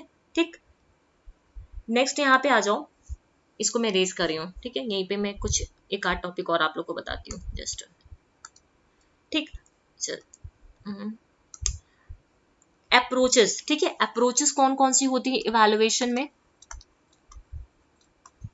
Approaches to evaluation. ये यूनिट इतनी अच्छी है ना कि बहुत आराम से रिलेट करके आप पढ़ सकते हो, बहुत अच्छे से स्कोर भी कर पाओगे। बस थोड़ा सा समझ लो, यहाँ पे ज्यादा समझने में वो भी नहीं है, समझने का भी नहीं है। ठीक है, जब अप्रोचेस की बात करते हैं, ठीक है, तो यहाँ पे कई सारी अप्रोचेस होती हैं आपकी इवैल्यूएशन की। कौन कौन सी अप्रोचेस होती हैं, सबसे पहले होता है प्लेसमेंट इवैल्यूएशन। ठीक है, प्लेसमेंट इवैल्यूएशन। ठीक है, फिर होता है आपका फॉर्मेटिव इवैल्यूएशन, फॉर्मेटिव इवैल्यूएशन। फिर होता है आपका डायग्नोस्टिक इवैल्यूएशन। मैं भी की पॉइंट भी यहाँ पे लिख दूंगी, डायग्नोस्टिक इवैल्यूएशन। फिर होता है आपका सबमिटिव इवैल्यूएशन। कोई ये सीक्वेंस में नहीं है, सबमिटिव इवैल्यूएशन। यहाँ तक चीजें क्लियर है, दिख रहा नहीं, एक सेकेंड। ठीक, ये समझ में आया, ये क्या है, अप्रोचेस हैं जो इवैल्यूएशन के अंदर यूज की जाती हैं। ठीक है, इवैल्यूएशन के अंदर यूज की जाती हैं। ठीक है, अब देखो जब हम बात करते हैं प्लेसमेंट इवैल्यूएशन की, किसकी बात करते हैं हम लोग, प्लेसमेंट इवैल्यूएशन की, है ना, प्लेसमेंट इवैल्यूएशन। तो यहाँ पे क्या होता है, यहाँ पे प्लेसमेंट इवैल्यूएशन में बिफोर इंस्ट्रक्शनल प्रोसेस। ठीक है, इंस्ट्रक्शनल प्रोसेस से पहले ये चीज होती है, बिफोर इंस्ट्रक्शनल प्रोसेस। मतलब आप इंस्ट्रक्शनल प्रोसेस देने से पहले यहाँ पे प्लेसमेंट इवैल्यूएशन कर रहे हो।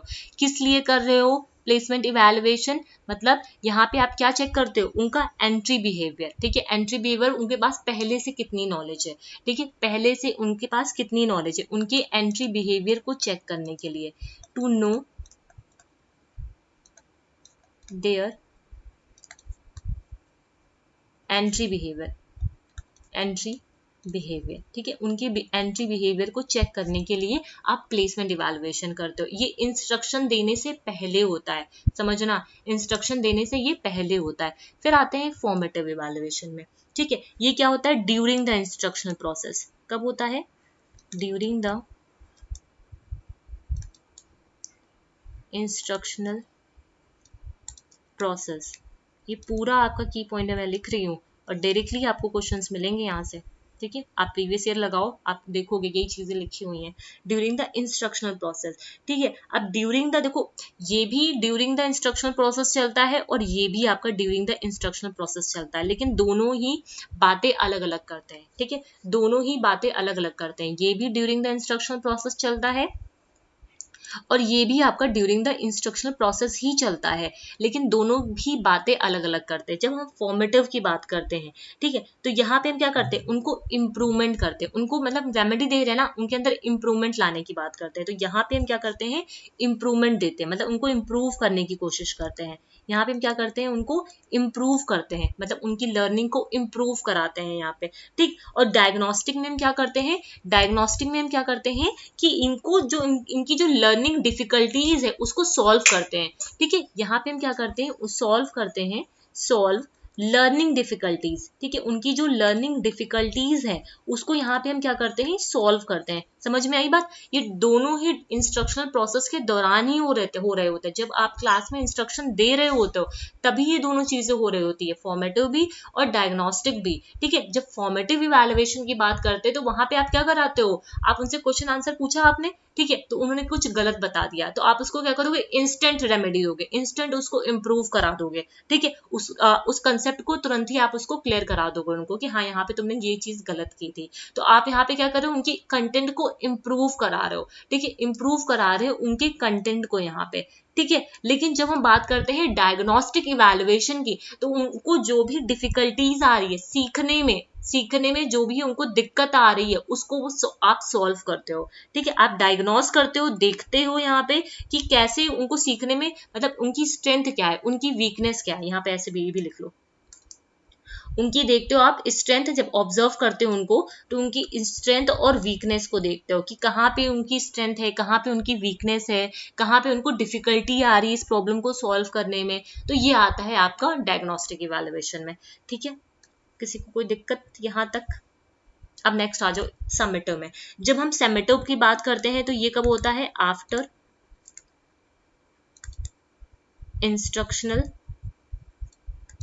प्रोसेस, ठीक है, जब इंस्ट्रक्शनल प्रोसेस हो चुका है, मतलब आपने जो कंटेंट है उसको डिलीवर कर दिया, आपका इंस्ट्रक्शन प्रोसेस का जो टाइम था वो पूरा खत्म हो चुका है। अब आप क्या कर रहे हो, यहाँ पे उनको चेक कर रहे हो, एसेस कर रहे हो, जजमेंट कर रहे हो, यहाँ पे आप क्या कर रहे हो, सर्टिफाई कर रहे हो लर्नर को, टू सर्टिफाई द लर्नर्स, ठीक है। किसी को यहाँ तक कोई दिक्कत नहीं होनी चाहिए, है ना, यहाँ तक चीजों तो क्लियर है, किसी को कोई दिक्कत नहीं होगी अप्रोचेस तक, ठीक है। अब आ जाओ इधर, असेसमेंट हो गया, मैंने जितना हो सकता था की पॉइंट में सारी चीजें आपको बता दी, और चाहो तो इसको भी रीड कर लेना, जो चीजें बताई हैं वही चीजें यहाँ पे लिखी हुई हैं, ठीक है। अब ये प्लेसमेंट, फॉर्मेटिव, समेटिव, ये भी चीजें हम लोगों ने यहाँ पे अभी देख ली, ठीक है, ये 7B में ही चल रहा है। अब आते हैं relation between objectives and outcomes, ठीक है, क्या रिलेशन होता है ऑब्जेक्टिव और आउटकम्स के बीच में। अब असेसमेंट भी देखो, असेसमेंट ऑफ कॉग्निटिव, ठीक है, असेसमेंट ऑफ कॉग्निटिव जिसे एंडरसन एंड क्रैथहोल ने दिया था, इफेक्टिव जैसे क्रैथहोल ने दिया था, साइकोमोटर डोमेन जिसे RH डेव ने दिया था। बहुत बारी क्वेश्चन आए हैं इससे, ठीक है, कई बारी क्वेश्चन आया। सबसे पहले देखते हैं यहाँ पे, जब हम बात करते हैं इसकी relation between objective and outcome, जब ऑब्जेक्टिव और एक सेकेंड ये हो गया है, ऑब्जेक्टिव और आउटकम्स की बात करते हैं। देखो ऑब्जेक्टिव और आउटकम्स में कुछ नहीं है, ऑब्जेक्टिव्स में क्या है, यहाँ पे गोल्स वगैरह आप डिसाइड करते हो, है ना, उसी गोल के अकॉर्डिंग आप टीच करते हो, स्किल्स को डिसाइड करते हो, ये सारी चीजें, ठीक है। आउटकम क्या है, आउटकम भी वही है, क्या आपको जो भी आपने गोल डिसाइड किया था, ठीक है, तो वो क्या वो अचीव हुआ है या फिर नहीं अचीव हुआ है, ठीक है। ये हाई लेवल ऑफ स्किल्स को यहाँ पे इन्वॉल्व करता है, कोर्स कंटेंट को इंटीग्रेट कराते हो, एक्टिविटीज को ऑब्जर्व करते हो, ये सारी चीजें, ठीक है। तो इसमें कुछ भी नहीं है। अब आते हैं, ये इंपॉर्टेंट है आपका, जो 3 डोमेन्स हैं लर्निंग के, ठीक है। ये क्या है, 3 डोमेन्स हैं आपके लर्निंग के, इसको भी मैं यहाँ पे बताती हूँ आपको, ठीक है। वही सारी चीजें जो यहाँ पे लिखी हुई हैं, मैं वही चीजें यहाँ पे बता रही हूँ, लेकिन यहाँ पे ऐसे बता रही हूँ। अपनी कॉपी में एक साथ बना के लिखोगे ना तो अच्छे से आपको बनाना भी आ जाएगा कि कैसे हमें कॉपी में अपने बनाना है, ठीक है। बेसिकली मैं ये भी चीज आपको बताना चाह रही हूँ इसी वजह से, ठीक है। सबसे पहले हमने यहाँ पे क्या देखा, डोमेन्स ऑफ लर्निंग, ठीक है। ये क्या है, आपकी कॉपी में जैसे नोट्स बनाओ तो ऐसे नोट्स भी बनाओ अपनी कॉपी में, जब पढ़ोगे तो अच्छा लगेगा आपको खुद को भी कि आप कि जितने अच्छे से नोट्स बनाओगे, ठीक है, उतना पढ़ने में दिल लगेगा आपका, ठीक है। फिर आते हैं, देखो 3 डोमेन है आपके, कॉग्निटिव डोमेन है ना, अफेक्टिव डोमेन है और साइकोमोटर डोमेन है, ठीक है। कौन से डोमेन है, कॉग्निटिव, पेपर 1 पेपर 2 दोनों में आते हैं ये, ठीक है। अफेक्टिव डोमेन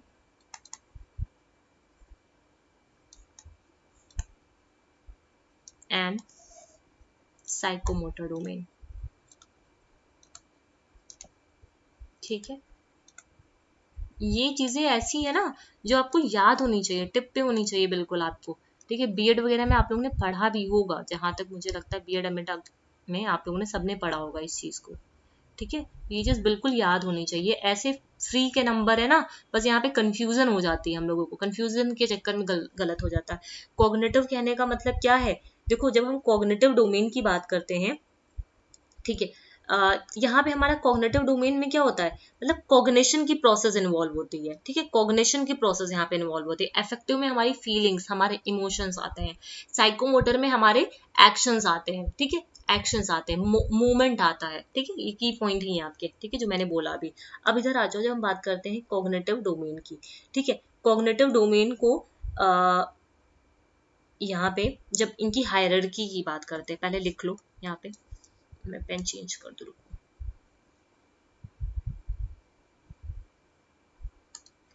जब हम बात करते हैं कॉग्निटिव डोमेन में, सबसे पहले आता है नॉलेज, नॉलेज, फिर आता है कॉम्प्रिहेंशन, कॉम्प्रिहेंशन, फिर आता है एप्लीकेशन, ठीक है। फिर आता है आपका एनालिसिस, फिर आता है एनालिसिस सॉरी, फिर सिंथेसिस आता है, सिंथेसिस, फिर आता है आपका इवैल्यूएशन, ठीक है।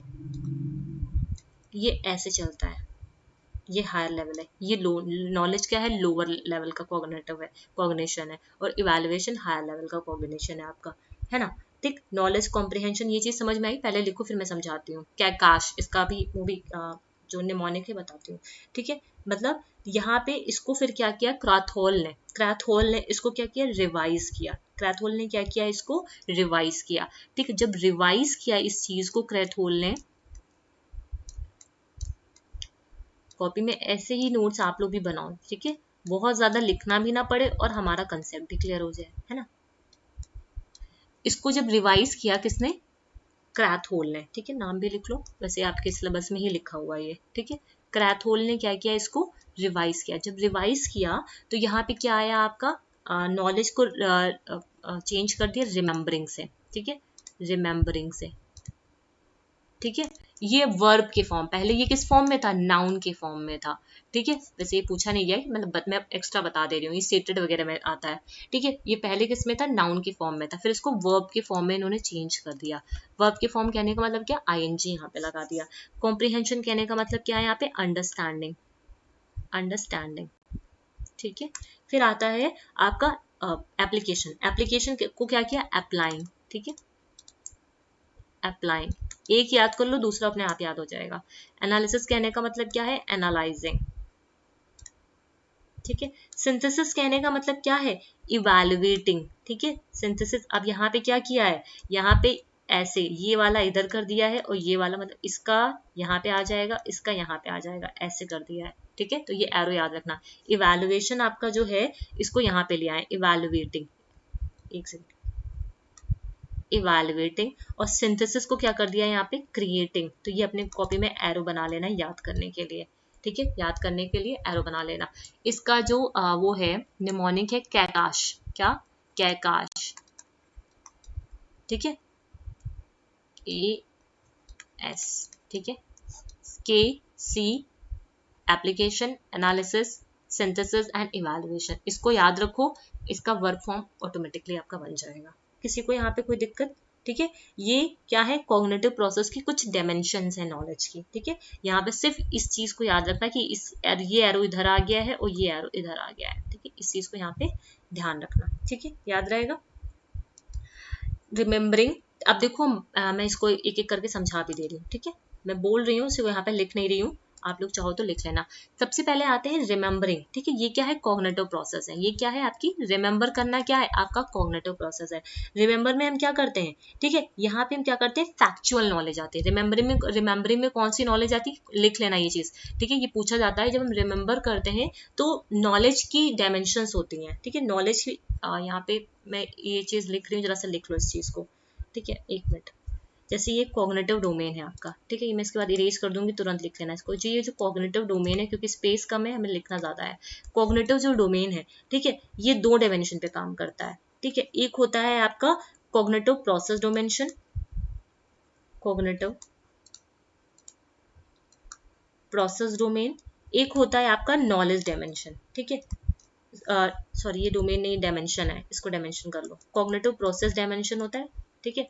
जब हम कॉग्निटिव डोमेन की बात करते हैं तो यहाँ पे दो डायमेंशन होते हैं, ऐसे कॉग्निटिव डोमेन की बात करते हैं तो यहाँ पे दो डायमेंशन होती है। एक होती है कॉग्निटिव प्रोसेस का डायमेंशन, है ना, कॉग्निटिव प्रोसेस का डायमेंशन। एक होता है नॉलेज का डायमेंशन, एक होता है आपका नॉलेज का डायमेंशन, ठीक है। कॉग्निटिव प्रोसेस का डायमेंशन क्या है आपका, रिमेम्बर करना, अंडरस्टैंड करना, अप्लाई करना, एनालाइज करना, इवैल्यूएट करना, क्रिएट करना। यहाँ पे आप क्या क्या कर रहे हो, आपका ये कॉग्निशन काम कर रहा है, ठीक है।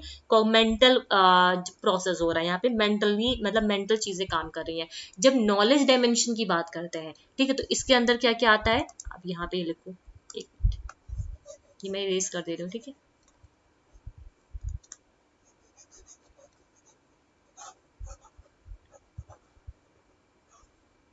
जब हम यहाँ पे नॉलेज डायमेंशन की बात करते हैं, ठीक है, एक मिनट, यहाँ पे जब नॉलेज डायमेंशन की बात करते हैं रिमेम्बरिंग में, तो रिमेम्बरिंग में कौन सी नॉलेज आती है आपकी, फैक्चुअल नॉलेज आती है। आप जो फैक्चुअल चीजें होती हैं उसको क्या करते हो, यहाँ पे रिमेम्बर करते हो ना। फैक्चुअल जो चीजें होती हैं, नॉलेज को ऐसे लिख रही हूँ, ठीक है, उसको क्या करते हो आप यहाँ पे रिमेम्बर करते हो, ठीक है। तो ये होता है आपका फैक्चुअल नॉलेज पे, ठीक। फिर यहाँ पे मतलब नॉलेज ऑफ टर्म्स हो गई, है ना। इसको एक सेकेंड, जस्ट अ सेकेंड, ऐसे नहीं, रुको, दो डोमेन मैंने बताया ना, इसको ऐसे लिखो, ऐसे दिमाग में रहेगा, ठीक है। ये कॉग्निटिव प्रोसेस का डोमेन है, ये क्या है आपका कॉग्निटिव प्रोसेस डोमेन है, ऐसे लिखो, ठीक। इसके बाद आ जाओ, यहाँ पे आते हैं हम लोग फैक्चुअल नॉलेज। अभी मैं इसको इरेज कर दूंगी, ठीक है, आप लोग अपनी कॉपी में लिख लो फैक्चुअल नॉलेज। फिर आती है कंसेप्चुअल नॉलेज,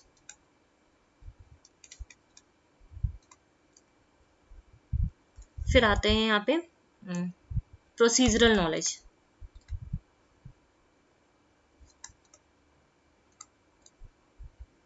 ठीक है। फिर आते हैं यहाँ पे मेटाकॉग्निटिव नॉलेज। सब ये सब इंपॉर्टेंट है आपके, मेटाकॉग्निटिव नॉलेज, ठीक है। ये जो है, ये क्या है आपका, ये है आपका नॉलेज का डायमेंशन, ठीक है। किसका डायमेंशन, अभी ऐसे याद रहेगा नहीं, ऐसे बहुत ज्यादा खिचपिच हो जाता वहां पे, ठीक है, इसलिए मैंने अलग से लिख दिया, ठीक है। ये क्या है, नॉलेज के डायमेंशन है। ये कॉग्निटिव प्रोसेस के डायमेंशंस हैं, ये आपके नॉलेज के डायमेंशन है। अब आती है बात फैक्चुअल नॉलेज। फैक्चुअल नॉलेज कौन सी नॉलेज होती है, जब हम रिमेंबर करने की कोशिश करते हैं फैक्चुअल टर्म्स को, कुछ स्पेसिफिक डिटेल्स को, है ना, ऐसे करके, ठीक है। जैसे आपका 2022 का जो पेपर हुआ था जून का, वो कैसा था, पूरा फैक्चुअल बेस्ड था, फैक्चुअल क्वेश्चन बहुत सारे थे, रटने वाले क्वेश्चन थे, ठीक है। फिर आता है कंसेप्चुअल नॉलेज। कंसेप्चुअल नॉलेज कौन सी नॉलेज होती है, जहाँ पे प्रिंसिपल्स आते हैं, नॉलेज ऑफ प्रिंसिपल्स आते हैं, नॉलेज ऑफ जनरलाइजेशंस आती हैं, ठीक है, knowledge of principles, knowledge of generalisation, knowledge of models, ठीक है, ये सब किस में आते हैं, कंसेप्चुअल में आते हैं, चाहो तो अपनी कॉपी में लिख लो, ठीक है। प्रोसीजरल नॉलेज कहने का मतलब क्या है, प्रोसीजरल नॉलेज वो होती है जहां पे आप क्या करते हो, प्रक्रियात्मक, प्रोसीजरल का मतलब ही क्या होता है, प्रक्रियात्मक, मतलब यहाँ पे प्रक्रिया कर रहे हो, प्रोसीजर को परफॉर्म कर रहे हो, जो भी टेक्निक्स है उसको परफॉर्म कर रहे हो, मतलब उन टेक्निक्स का, उन स्ट्रैटेजीज का आप अपने प्रोसीजर में यूज कर रहे हो, प्रोसेस करा रहे हो चीजें को, ठीक है। फिर आता है मेटाकॉग्निटिव नॉलेज। मेटाकॉग्निटिव का मतलब ही क्या होता है, ठीक है, अपनी खुद की नॉलेज को, मतलब thinking about our there thinking about own thinking, मतलब खुद की थिंकिंग को थिंक करना, ठीक है, मतलब ये होता तो ऐसे होता, ये होता तो ऐसे होता, ये होता तो ऐसे होता, मतलब खुद ही थिंक करते जा रहे हो, ठीक है, मतलब अपने ही कॉग्निशन को, अपने ही मतलब जो नॉलेज है उसको ही आप थिंक कर रहे हो, अगेन एंड अगेन थिंक करना, think again and again, think again and again, ठीक है, बार बार उसे थिंक करना, ठीक है। तो ये होता है आपके नॉलेज की डायमेंशन। क्लियर है बातें, यहाँ तक किसी को कोई दिक्कत नहीं होनी चाहिए, ठीक है। अब मैं इसको इरेज कर रही हूँ, ठीक है, क्योंकि हम लोग इफेक्टिव डोमेन को पढ़ने वाले हैं, ठीक है, तो इस वजह से मैं ये सारी चीजें यहाँ पे इरेज कर रही हूँ, ठीक है। चाहो तो स्क्रीनशॉट ले लेना, मैं यहाँ पे इरेज कर रही हूँ, ठीक है, स्क्रीनशॉट ले लेना इसका, ठीक है, और बाद में कॉपी में अपने लिख लेना, ठीक है। अब इरेज करके मैं हम लोग यहाँ पे ये पढ़ेंगे, ठीक है, जस्ट अ सेकंड। ये एक साथ इरेज नहीं होता है क्या, पता नहीं क्या है इसमें,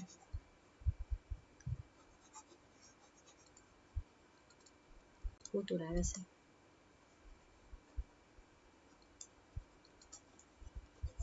ऐसे इरेज करने में बहुत टाइम जाता है।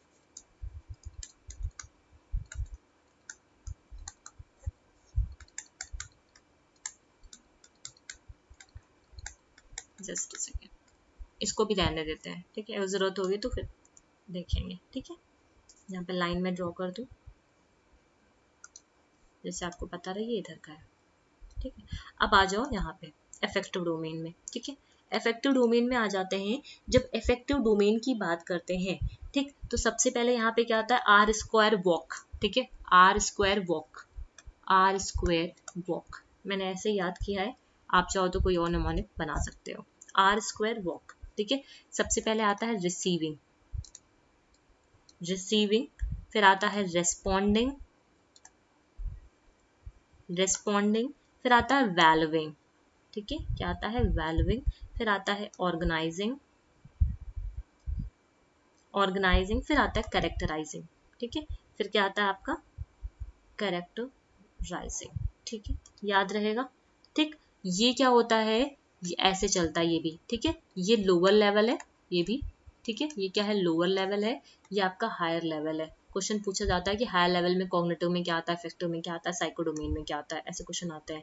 तो यहाँ पे करेक्टराइजिंग आता है, यहाँ पे क्या आता है, क्रिएटिंग आता है, अगर क्रेथहोल के रिवाइज थ्योरी के बारे में पूछे, या फिर यहाँ पे इवैल्यूएशन आता है, ठीक है, ये चीजें क्लियर है, किसी को यहाँ पे दिक्कत। अब आते हैं हम इसकी बात करते हैं, जब रिसीविंग हो रही सब है, जस्ट अ सेकेंड, जब ये रिसीविंग की बात करते हैं, ठीक है, रिसीविंग कहने का मतलब क्या है, आप रिसीव कर रहे हो, है ना, ये पॉइंट अपनी कॉपी में लिखना। रिसीविंग कहने का मतलब क्या है, विलिंग टू लिसन, मतलब आप लिसन करना चाह रहे हो, आप अगर मुझे सुनना चाह रहे हो तभी तो सुनोगे ना, मैं जबरदस्ती तो नहीं कर सकती कि आप भाई मेरी वीडियोस को देखो, नहीं कर सकती ना, आप विलिंग हो, आपकी इच्छा है सुनने की, इसलिए आप सुन रहे हो, है ना। रिस्पॉन्डिंग, रिस्पॉन्डिंग कहने का मतलब क्या है, अब यहाँ पे आप पार्टिसिपेट कर रहे हो, जैसे बच्चे कमेंट करके बताते हैं या फिर कमेंट करके पूछते हैं क्वेश्चंस को, मैं क्वेश्चंस के जैसे मैंने न्यूमेरिकल दिए उससे रिलेटेड आप क्वेश्चंस उसके आंसर्स को पूछते हो, तो ये आप क्या कर रहे हो, आप मेरे साथ साथ आप भी पार्टिसिपेट कर रहे हो, यहाँ पे मेरे साथ साथ आप भी पार्टिसिपेट कर रहे हो, ठीक है, विलिंग टू पार्टिसिपेट, ठीक है। फिर आ जाओ वैल्यूइंग, आप क्या कर रहे हो, इसको वैल्यू कर रहे हो, ठीक है, विलिंग टू बी इन्वॉल्व, ठीक है, विलिंग टू बी इन्वॉल्व, आप वैल्यू कर रहे हो उस चीज को, अब इन्वॉल्व हो रहे हो यहाँ पे, ठीक है, विलिंग टू बी इन्वॉल्व। फिर आता है ऑर्गेनाइजिंग, ऑर्गेनाइजिंग कहने का मतलब क्या है, आप इसको एडवोकेट कर रहे हो, आप इसको मतलब मान रहे हो इस चीज को, एडवोकेट कर रहे हो इस चीज को, ठीक है, विलिंग टू एडवोकेट, यहाँ पे आप विलिंगली एडवोकेट कर रहे हो, ठीक है, एडवोकेट। फिर आता है आपका कैरेक्टराइजिंग। कैरेक्टराइजिंग कहने का मतलब क्या है, यहाँ पे आप क्या कर रहे हो, आप विलिंग टू चेंज, अब आपने अपने बिहेवियर को चेंज कर रहे हो यहाँ पे, ठीक है। विलिंग टू चेंज मतलब जो भी लाइफ स्टाइल है या फिर जो भी चीजें आप उसको चेंज कर रहे हो, आप इसको कैरेक्टराइज कर रहे हो, अपने अंदर धारण कर रहे हो इस चीज को, ठीक है। Willing to change, willing to change, ठीक है। वंस बिहेवियर भी हो सकता है, कोई भी चीजें हो सकती हैं ये, ठीक है। मैं जस्ट एक एग्जांपल ही दे रही हूँ आपको, वंस बिहेवियर या फिर लाइफ स्टाइल, एनीथिंग, ठीक है, कुछ भी। आप क्या करो, पहले आपने रिसीव किया उस चीज को, रिसीव करने का मतलब आप उसको सुनना चाहते थे इसलिए आपने रिसीव किया, फिर आप उस पर रिस्पॉन्ड करते हो कि हाँ उसने कुछ भी बोला था, आपने तुरंत उसका रिस्पॉन्ड किया, फिर आप उसको वैल्यू करते हो, आप पूरी तरह उसमें से इन्वॉल्व हो जाते हो, इन्वॉल्व करने के बाद आप ऑर्गेनाइज करते हो उसको, एडवोकेट करना स्टार्ट करते हो, फिर आप उसको कैरेक्टराइज कर लेते हो अपने अंदर, अपने बिहेवियर में चेंज लेके आते हो, ठीक है। तो ये सारी चीजें, ठीक है। पहला क्या है, प्राप्त करना, फिर आता है रिस्पॉन्डिंग मतलब प्रतिक्रिया देना, फिर आता है वैल्यूइंग, वैल्यू मतलब मूल्य, मतलब मूल्यों को धारण करना, ठीक है। फिर ऑर्गेनाइजिंग, ऑर्गेनाइजिंग कहने का मतलब आयोजन करना, फिर आता है करेक्टराइज, करेक्टराइज करने मतलब विशेषता, ठीक है। याद रहेगा, किसी को यहाँ तक कोई दिक्कत नहीं होनी चाहिए, क्लियर है चीजें, ठीक। यहाँ तक चीजें किसी को, मुझे नहीं लगता किसी को यहाँ पे कोई दिक्कत होनी चाहिए, ठीक है। अब इसको मैं इरेज कर रही हूँ, ये साइकोमोटर डोमेन, पहले इसका स्क्रीनशॉट ले लो, या फिर वो क्या बोलते हैं इसको, स्क्रीनशॉट ले लो, या कॉपी में फटाफट से लिख लो उसको, ठीक है। मैं इसको इरेज करती हूँ, just a second. Psychomotor domain में पढ़ेंगे हम लोग, ठीक है। आई एम पान, ये इसका वो है, क्या बोलते हैं, की की पॉइंट है, आई एम पान, आई एम पान। नेचुरलाइजेशन, ये इसका क्या है, हायर लेवल ऑर्डर है, ठीक है, हायर लेवल है, ठीक है।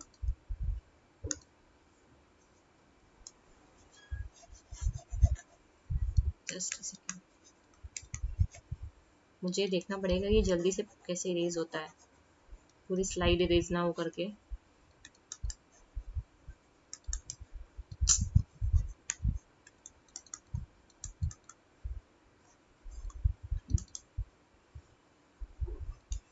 ठीक है, अब इधर आ जाओ, लाइन ड्रॉ कर देते हैं, ठीक। अब आते हैं साइकोमोटर डोमेन, मतलब यहाँ पे क्या होते हैं, फिजिकल फंक्शंस होते हैं, मैंने पहले बताया मूवमेंट होता है आपका, है ना, मूवमेंट है, एक्शंस है, फिजिकल फंक्शंस है, ये सारी चीजें आती हैं। जहाँ पे सबसे पहले आते हैं, जब इसकी बात करते हैं, रिफ्लेक्सेस हैं, एक्शंस हैं, ये सारी चीजें आती हैं, ठीक। साइकोमोटर डोमेन वैसे आता क्या क्या है, ठीक है। वैसे तो ये आई एम पान रिवाइज होके आया था, आर ए डेविन ने दिया था, ठीक है, आर ए, अभी R H, sorry R H Davis ने दिया था, ठीक। पहले इसको समझ लो, पहले ये क्या है, परसेप्शन, ठीक है। सबसे पहले यहाँ पे परसेप्शन आता है, ठीक। फिर आता है अनुभूति करना, ठीक है, अनुभूति करना, ठीक है। फिर यहाँ पे सेट्स आते हैं, ठीक है। फिर यहाँ पे क्या आते हैं, सेट्स आते हैं, ठीक। मतलब फिर यहाँ पे आते हैं गाइडेड रिस्पॉन्स, ठीक है, गाइडेड जो रिस्पॉन्स है वो आते हैं यहाँ पे। फिर आते हैं मैकेनिज्म, ठीक है। फिर क्या आता है आपका complex overt response, complex overt response. फिर आता है अडेप्टेशन, ये भी आपको याद रखना है सीक्वेंस, अडेप्टेशन। फिर आता है ओरिजिनेशन, ठीक है, ओरिजिनेशन, ठीक है। ये थोड़ा सा डिफिकल्ट हो सकता है याद करने में, बट याद तो करना ही है, ठीक है। अब इसको डेव ने, ठीक है, आर एच डेव ने इसको क्या किया था, फिर से इन्होंने कैटेगरी को लेवल किया था, फिर से इन्होंने जो लेवल दिया था वो क्या दिया था, आर एच डेव ने क्या दिया था, इन्होंने आई एम पान, ठीक है, क्या दिया था, आई एम पान करके दिया था, ठीक। जिसमें आता है इमिटेशन, ठीक है। ये आपको सीक्वेंस याद होना ही चाहिए, इमिटेशन, इमिटेट करना, ठीक। इमिटेट करने के बाद उसको क्या करो, मैनिपुलेट करो, ठीक है, कहानी की तरह भी याद कर सकते हो, मैनिपुलेट करना, मैनिपुलेट करने के बाद उसको प्रिसाइज करना, प्रिसिजन, ठीक है, प्रिसाइज करना। फिर आर्टिकुलेशन, ठीक है, आर्टिकुलेट कर देना चीजों को, ठीक है, आर्टिकुलेशन। फिर आता है नेचुरलाइजेशन, ठीक है, नेचुरलाइजेशन, ठीक है। तो ये क्या है, आई एम पान, आई एम पान याद रखना, ये आपके आर एच डेव ने दी थी 1975 में, ये कुछ कैटेगरीज दी थी, ठीक है, याद रहेगा, किसी को यहाँ तक कोई दिक्कत नहीं होनी चाहिए, ठीक है। अब आ जाते हैं अपने टॉपिक पे, ये आपका यूनिट 7 का बी सेक्शन शायद कंप्लीट हो गया है, ठीक है। यहाँ पे बी सेक्शन जो था आई थिंक ये कंप्लीट हो गया, देख लेते हैं, रुक जाओ, ठीक है, ये कॉग्निटिव अफेक्टिव साइकोडोमेन, ठीक है। अब ये देखो ये चीज़ है, जैसे इमिटेशन की बात है, इसको भी याद रखना, रिफ्लेक्सेस मूवमेंट है, बेसिक फंडामेंटल मूवमेंट है, ऐसे ही चलता है ये भी, एक सेकेंड, ऐसे ही चलता है ये भी, ठीक है। सबसे पहले फिर यहाँ पे नॉन डिस्कर्व्स कम्युनिकेशंस होते हैं, ठीक है, स्किल मूवमेंट है, फिजिकल एक्टिविटीज है, परसेप्चुअल है, ठीक है, तो ये भी याद रखना, ठीक है। ये सिम्पसन ने दिए थे, ठीक है, ध्यान रखना, हैरो एंड सिम्पसन ने, हैरो एंड सिम्पसन ने क्या दिया थे, ये वो दिया था आपका, ठीक है। RH डेव ने ये दिया था आपका, ठीक है, ध्यान रखना, सिम्पसन याद रखना, reflexes movement, basic fundamental movement, perceptual, physical activities, skill movement and non discursive communication, ठीक है। अब यहाँ पे आपका वो 7B का सेक्शन कंप्लीट हो गया, ठीक है, 7B का सेक्शन कंप्लीट हो गया, ठीक है। अब हम लोग पढ़ेंगे असेसमेंट इन पेडागोजी में, जिसमें डिफरेंट डिफरेंट फीडबैक डिवाइसेस के बारे में पढ़ेंगे, उसकी मीनिंग क्या है, उसकी क्राइटेरिया क्या है, ये सारी चीजें। फिर guidance as a feedback device क्या होता है, assessment of portfolio, reflective journal, field engagement, है ना, ब्रिक्स का यूज करके, कॉम्पिटेंसीज बेस्ड इवेलुएशन क्या है, असेसमेंट ऑफ टीचर्स, ठीक है, जो टीचर्स हैं उनका असेसमेंट, ICT रिसोर्सेज के लिए, ये सारी चीजें ये आपकी आती हैं किसमें, इस वाले में, ये C सेक्शन है आपका, यूनिट 7 का C सेक्शन है, ठीक है। आ जाओ थोड़ा देखते हैं, जितना हो सकता है उतना यहाँ पे कवर करने की कोशिश करते हैं, ठीक है। जब हम बात करते हैं फीडबैक डिवाइसेस की, ठीक है, फीडबैक डिवाइसेस क्या है, ये are use in teaching for controlling, reinforcing, इसको टीचिंग में यूज किया जाता है कंट्रोल करने के लिए, रीइंफोर्स करने के लिए, मॉडिफाई करने के लिए, इम्प्रूव करने के लिए परफॉर्मेंस को, और बिहेवियर जो है टीचर्स के उसको इम्प्रूव करने के लिए, कंट्रोल करना, रीइंफोर्स करना, मॉडिफाई करना, इम्प्रूव करना performance of the teachers and behaviour of the teachers, we are using the feedback devices. Feedback devices कैसे हैं, हमारे अंदर डिजायरेबल चेंजेस लेके आते हैं, ठीक है, इफेक्टिव है for bringing desirable changes and improvement in the teaching behaviour of the individual teacher या फिर ग्रुप ऑफ द टीचर्स, ठीक है, चाहे वो सर्विस में हो या फिर अंडर ट्रेनिंग है। तो फीडबैक डिवाइसेस का हम यूज करके अपने जो इफेक्टिव डिजायरेबल चेंजेस हम लाना चाह रहे हैं या फिर इंप्रूवमेंट जो हम लाना चाह रहे हैं वो हम ला सकते हैं। फीडबैक डिवाइसेस एक प्रोसेस है या फिर मैकेनिज्म है जो हेल्प करता है इंडिविजुअल को या फिर ग्रुप ऑफ टीचर्स को इंफॉर्मेशन को रिसीव करने के लिए, ठीक है, इंफॉर्मेशन को रिसीव करते हैं और वो जो भी वर्किंग है उनका क्या स्ट्रेंथ है, क्या वीकनेस है, उसको ये फीडबैक डिवाइसेस से मेजर कर पाते हैं। ये एक टीचर क्या करते हैं जब टीच करते हैं, ठीक है, टीचर कितना अच्छे से टीच कर रहा है, कौन सी स्ट्रैटेजीज का यूज कर रहा है, तो ठीक है, टीचर को कौन सी स्ट्रैटेजीज से पढ़ाना है, कैसे टीच करना है, तो वहाँ पे ये फीडबैक डिवाइसेस उनको हेल्प करती है वहाँ पे, ठीक है। तो ये की पॉइंट में ही लिखा हुआ है अपनी कॉपी में, सभी लोग इसको ऐसे ही लिख लेना, ठीक है। कुछ क्राइटेरियाज होते हैं, क्राइटेरियाज को वैसे जरूरत नहीं है पढ़ने की, फिर भी मैं क्राइटेरिया के कुछ ऐसे नाम बता दे रही हूँ, ऐसे लिख लो, ठीक है। ये क्राइटेरिया में अगर मैं बात करूँ ऐसे नीचे लिख रही हूँ, ये गोल रेफरेंस्ड होते हैं, ठीक है, कैसे होते हैं, गोल रेफरेंस्ड होते हैं, है ना।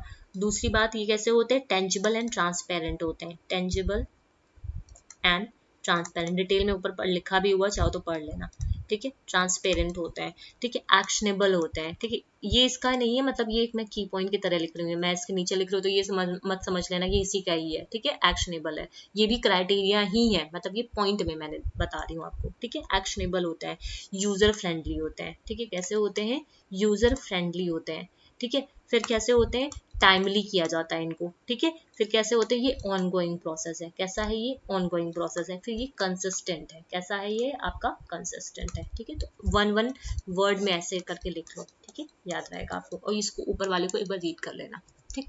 फिर ये गोल, ये देखो क्राइटेरिया वही लिखा हुआ है, टेंजिबल मैंने यहाँ पे लिख भी रखा, बेवजह लिख दिया, timely, on going, consistent, goal reference, ठीक है। मतलब टेंजिबल्स हैं, ट्रांसपेरेंट्स हैं, यूजर फ्रेंडली होने चाहिए, टाइमली होने चाहिए, क्राइटेरिया ऑनगोइंग है, कंसिस्टेंट है, ठीक है।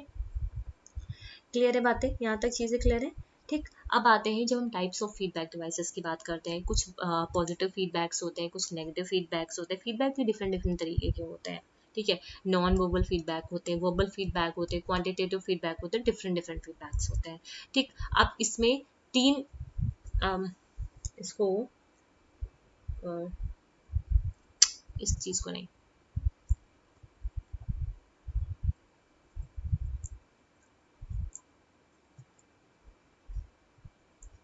यहाँ पे आओ, रुको एक मिनट,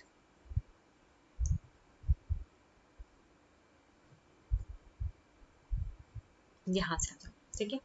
अब ये फीडबैक डिवाइसेस वगैरह देख ली, ठीक। उसके बाद आ जाओ पोर्टफोलियो असेसमेंट, ये इंपॉर्टेंट है यहाँ पे, ठीक है। जब हम बात करते हैं पोर्टफोलियो असेसमेंट की, ठीक है, पोर्टफोलियो असेसमेंट की बात करेंगे तो उसमें क्या क्या चीजें होनी चाहिए, मैं सारे सिर्फ इसमें की पॉइंट आपको बताऊंगी कि क्या क्या है, उसके कंपोनेंट क्या है पोर्टफोलियो के, है ना, कितने तरीके के पोर्टफोलियोज होते हैं आपके, है ना, ये सारी चीजें यहाँ पे हम लोग देखेंगे, ठीक है।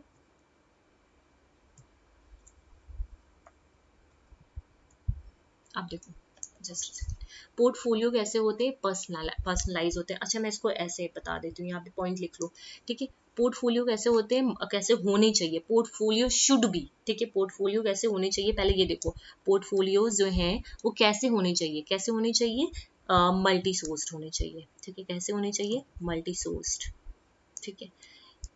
और कैसे होने चाहिए, मल्टी सोर्स होने के बजाय ऑथेंटिक होने चाहिए, ठीक है, ये नहीं गलत सलत वहाँ पे डाल दो अपनी अचीवमेंट को, ऑथेंटिक होनी चाहिए। ये कैसा है, ये फॉर्म ऑफ डायनेमिक असेसमेंट है, it is a forms of dynamic assessment, ठीक है, डायनेमिक असेसमेंट, डायनेमिक असेसमेंट का ये फॉर्म है, ये पॉइंट, ये जो है ना, ये पॉइंट जो पूछे हुए हैं ये आपके की पॉइंट में, ठीक है, ये क्या है, फॉर्म है डायनेमिक असेसमेंट का। फिर आता है ये एक्सप्लिसिट है, ठीक है, कैसे है ये एक्सप्लिसिट है, आगे भी देखने ये कैरेक्टरिस्टिक्स में है, ठीक है, कैरेक्टरिस्टिक्स जब देखेंगे तो आएगा वहाँ पे। और ये ऑन गोइंग प्रोसेस है, ऑन गोइंग प्रोसेस है, over a period of time, over a period of time चलता है, over a period of time ये चलता है, ठीक है, याद रहेंगी चीजें, ठीक है। ये ओवर यहाँ पे हम क्या करते हैं, स्टूडेंट की जो प्रोग्रेस होती है, स्टूडेंट की जो अचीवमेंट है, यहाँ पे हम क्या करते हैं, स्टूडेंट की जो अचीवमेंट है या फिर उसकी जो प्रोग्रेस है,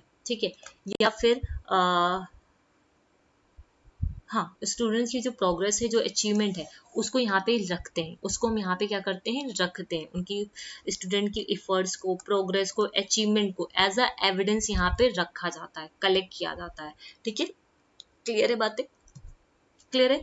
पोर्टफोलियो जो कलेक्शन है एक तरीके का various forms of evidence of achievement of learning, वो पोर्टफोलियो जो सिस्टमेटिकली ऑर्गेनाइज कलेक्शन होता है स्टूडेंट का वर्क का, जो स्पेसिफिक पीरियड ऑफ टाइम में होता है, ठीक है।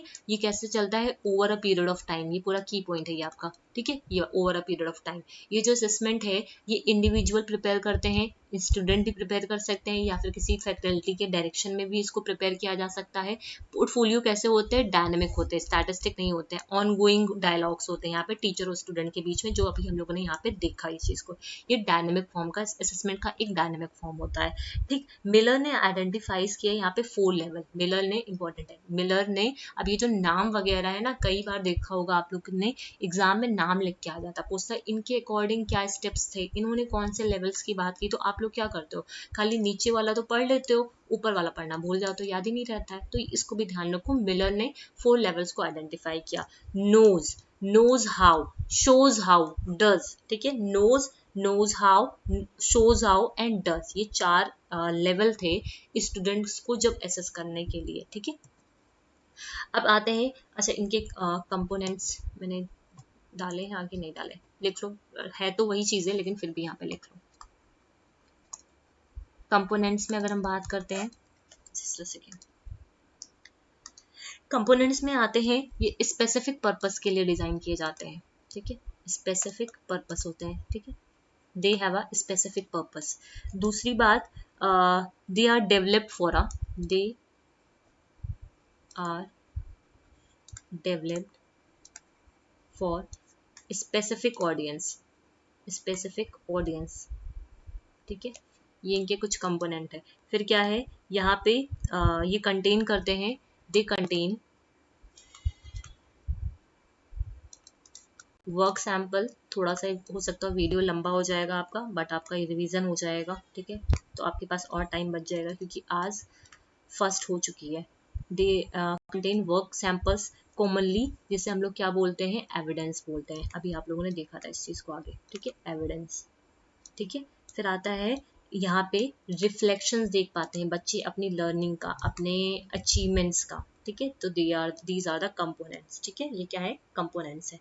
4 तरीके के पोर्टफोलियोज होते हैं, शोकेस, ठीक है। शोकेस में अब शोकेस में क्या होता है, यहाँ पे उनका जो बेस्ट कलेक्शन होता है, जो उनका जो बेस्ट वर्क होता है उसको यहाँ पे प्रेजेंट किया जाता है। ठीक है। प्रोसेस में क्या होता है, यहाँ पे जैसे बोलते नहीं, प्रोसेस में चल रहा है, ऑपरेशनल मतलब प्रोसेस में चल रही हैं चीजें। ठीक है। ऑन गोइंग है यहाँ पे क्या होता है, ऑन गोइंग जो चीजें हो रही होती हैं। ठीक है। फिर आता है प्रोडक्ट। ठीक है। प्रोडक्ट मतलब उनका जो आउटकम है। ठीक है। फिर आता है असेसमेंट। ठीक है। देखो जब हम बात करते हैं मेजर जो टाइप्स हैं आपके पोर्टफोलियो के, मैंने कई सारे यहाँ पे लिखे हुए हैं। मेजर टाइप में होते हैं प्रोसेस। ठीक है। क्या होते हैं प्रोसेस, ये मुझे ऐसा लग रहा है मैंने अभी जो कोई क्लास ली है रिवीजन की या किसी भी चीज़ की, वहाँ पे मैंने इसको डिस्कस किया है, मुझे ऐसा कुछ याद आ रहा है। ठीक है। इमेज के फॉर्म में। ठीक है। तो वहाँ से की पॉइंट लिख लेना, प्रोडक्ट एंड शोकेश। ठीक है। एंड शोकेश बेसिकली 3 टाइप्स के होते हैं। ठीक है। 3 टाइप्स के क्या होते हैं, पोर्टफोलियोज होते हैं। प्रोसेस होते हैं, है ना, और क्या होता है आपका, प्रोडक्ट होता है और शोकेस होता है। प्रोसेस होता है और क्या होता है, प्रोडक्ट होता है और शोकेस होता है। अगर हम प्रोसेस की बात करते हैं तो प्रोसेस में क्या होता है आपका, जब हम प्रोसेस की बात करते हैं तो यहाँ पे जो प्रोसेस ऑन गोइंग चल रहा होता है। प्रोडक्ट मतलब आउटकम से रिलेटेड। शोकेस कहने का मतलब क्या, उनका जो बेस्ट कलेक्शन है। ठीक है। उनका जो बेस्ट कलेक्शन है। ठीक। इसी के बाद एक एडिशनल यहाँ पे आता है हाइब्रिड। ठीक है। क्या आता है, हाइब्रिड। हाइब्रिड क्या होता है, इन तीनों का कॉम्बिनेशन होता है। इन तीनों का ये क्या होता है, कॉम्बिनेशन होता है। तो ये है आपके टाइप्स ऑफ पोर्टफोलियोज। ठीक है। अब यहाँ पे एक चीज और यहाँ पे लिख लो, एक सेकेंड, जो चीजें याद आती जा रही हो लिख ही लो। ठीक है। यहाँ पे 3 कंपोनेंट्स होते हैं। ठीक है। बेसिकली जब कंपोनेंट में इतनी सारी चीजें तो लिखी हुई हैं, ठीक है, इन चारों कंपोनेंट में से 3 जो इसका जस्ट निकल के आता है वो ये आता है। एक पॉइंट पे याद रखो कि क्या पर्पस है, ये आपको पता होना चाहिए पोर्टफोलियो बनाने के लिए। ऑडियंस क्या कौन है आपकी। ठीक है। फिर उसके लिए जो भी एविडेंस है। ठीक है। तो ये याद रखना, ये तीनों चीजें निकल के आती हैं। 3 ऑफ द 4 जो कंपोनेंट है उनके पोर्टफोलियोज के, मतलब ये 3 कंपोनेंट है मेजर आपके। ठीक है। याद रहेंगे। ठीक है। अब आ जाते हैं इसमें मल्टी सोर्स्ड है। मल्टी सोर्स कहने का मतलब क्या है, यहाँ पे वैरायटी ऑफ इस मतलब इंफॉर्मेशन मिल सकती हैं। ठीक है। ऑथेंटिक कहने का मतलब क्या है, जो भी आप यहाँ पे डेटा दोगे वो डायरेक्टली लिंक होंगे आपके साथ, वो ऑथेंटिक होने चाहिए। एक्सप्लिसिट, अभी हम लोग ने पढ़ा, एक्सप्लिसिट कहने का मतलब क्या है, द स्टूडेंट और program participant should know in advance what is expected of them. जो भी पार्टिसिपेंट्स हैं, स्टूडेंट्स, उनको पता होना चाहिए ये जो प्रोग्राम है उनसे क्या एक्सपेक्ट कर रहा है। ठीक है। क्या उनकी रिस्पॉन्सिबिलिटी है इस प्रोग्राम से रिलेटेड। इंटीग्रेट कहने का मतलब क्या, जितने भी एक्सपीरियंसेस, जितने भी एक्टिविटीज़ हैं उनको लाइफ एक्सपीरियंस के साथ इंटीग्रेट करना। मल्टीपर्पज होते हैं। ठीक है। ये कैसे होते हैं, मल्टीपर्पज होते हैं। एक टाइम में कई सारी चीज़ों को आप यहाँ पे इवेलुएट कर, उनकी इफेक्टिवनेस को यहाँ पे चेक कर पाते हो। ठीक है। ये होता है करेक्टरिस्टिक्स आपका पोर्टफोलियो का। क्लियर है, किसी को कोई दिक्कत यहाँ तक। ठीक है। यहाँ पे कई तरीके के पोर्टफोलियोज भी कई तरीके के होते हैं आपके। ठीक है। मैं बता नहीं रही हूँ, जैसे पर्सनल पोर्टफोलियोज होते हैं, वर्किंग पोर्टफोलियो, लिख लो, मैं बोल रही हूँ, पर्सनल पोर्टफोलियो होते हैं, वर्किंग पोर्टफोलियोज होते हैं, है ना, रिकॉर्ड कीपिंग पोर्टफोलियो होते हैं, ग्रुप पोर्टफोलियो होते हैं, थीमेटिक पोर्टफोलियो होते हैं, इंटीग्रेटेड पोर्टफोलियो होते हैं, शोकेस पोर्टफोलियो होते हैं, इलेक्ट्रॉनिक पोर्टफोलियो होते हैं, मल्टी ईयर पोर्टफोलियो होते हैं, डिफरेंट डिफरेंट टाइप्स के होते हैं, बहुत सारे होते हैं। ठीक है। क्लियर है, किसी को कोई यहाँ तक दिक्कत है ना। इसके बाद आ जाओ, सबसे पहले ये देख लो, रूब्रिक्स को देख लो। ठीक है। ये हमारा जो रूब्रिक्स होता है, ठीक है, जब रूब्रिक्स की बात करते हैं तो एक मिनट, 2 टाइप के रूब्रिक्स होते हैं, एक होता है आपका होलिस्टिक, एक होता है आपका एनालिटिकल। रूब्रिक क्या है, एक स्कोरिंग गाइड है जिसका यूज किया जाता है to evaluate the quality of student constructed response. It is a scoring tool that explicitly describe the instructor performance expectation for an assignment और पीस ऑफ वर्क। ये लिख लेना, piece of work. It can be used for making assignment, class participation और overall grades. ध्यान रखना, कभी भी मतलब जब पूछा जाए कि कौन सा बेस्ट स्कोरिंग टूल लिया है होता है तो आपका रूब्रिक्स होता है, वहाँ पे रूब्रिक्स को टिक करके आना, ये याद रखो। ठीक है। कई सारे क्वेश्चंस को देखो, जब पूछा जाता है बेस्ट स्कोरिंग टूल्स इसमें से कौन सा है, पर्सनैलिटी के लिए है ना, तो वो कौन सा होता है, वो रूब्रिक्स होता है आपका। ये 2 तरीके के होते हैं, एक होलिस्टिक होता है और एक कैसा होता है आपका, एनालिटिकल होता है ना। होलिस्टिक होता है और एनालिटिकल होता है। ठीक है। जब हम बात करते हैं यहाँ पे, देखो एनालिटिकल होता है, और देखो वैसे तो मेजर में अगर मैं बात करूँ तो ये होलिस्टिक और एनालिटिकल ही होते हैं, दो ही होते हैं, ठीक है। लेकिन और भी इसमें आ जाते हैं, डेवलपमेंट रूब्रिक्स भी आते हैं इसमें, ठीक है, चेकलिस्ट भी आती हैं, लेकिन मेजरली यहाँ पे दो ही तरीके के होते हैं, होलिस्टिक या फिर एनालिटिकल होते हैं। होलिस्टिक रूब्रिक क्या करते हैं, ग्रुप करते हैं सेवरल असेसमेंट को, क्राइटेरिया को, classify them together under achievement level. मतलब यहाँ पे बहुत सारे, मतलब होलिस्टिक का कहने का मतलब क्या है, कंप्लीट होल सभी की चीजों को यहाँ पे एक साथ लेते हैं। जब एनालिटिकल की बात करते हैं तो डिफरेंट डिफरेंट असेसमेंट होते हैं, उसकी क्राइटेरिया होती है, ठीक है, वो डिफरेंट डिफरेंट, ये क्या करते हैं एक साथ सभी को कंसिडर करते हैं, ये डिफरेंट डिफरेंट तरीके से कंसिडर करते हैं, ठीक है, ये चीज है। It is a great tool for teachers because it is a simple way to set up for grading criteria, ठीक है। This tool is useful for both teacher and student, दोनों के लिए हेल्पफुल करता है। रूब्रिक्स डिफाइन करता है writings में what is expected of the student to get a particular grade on an assignment, ठीक है, यही फिर से लिखा हुआ है। हॉलिस्टिक जो काम करता है सिंगल क्राइटेरिया है, ठीक है, सिंगल वन डायमेंशनल है, और एनालिटिकल कैसा है, टू डायमेंशनल है। एनालिटिकल कैसा है, टू डायमेंशनल है, ये ओ पार्टिसिपेंट की ओवरऑल एस्पेक्ट को कवर करता है, अचीवमेंट को कवर करता है। यहाँ पे क्या होते हैं, प्री डिफाइंड अचीवमेंट लेवल होते हैं, ठीक है। यहाँ पे क्या होता है, यहाँ पे rubrics allow rubrics with level of achievement as a column in assessment criteria as row allow us to assess participant achievement। ये बेस किस पे होता है, मल्टी क्राइटेरिया पे, ये किस पे बेस होता है, प्री डिफाइंड अचीवमेंट लेवल पे, ठीक है।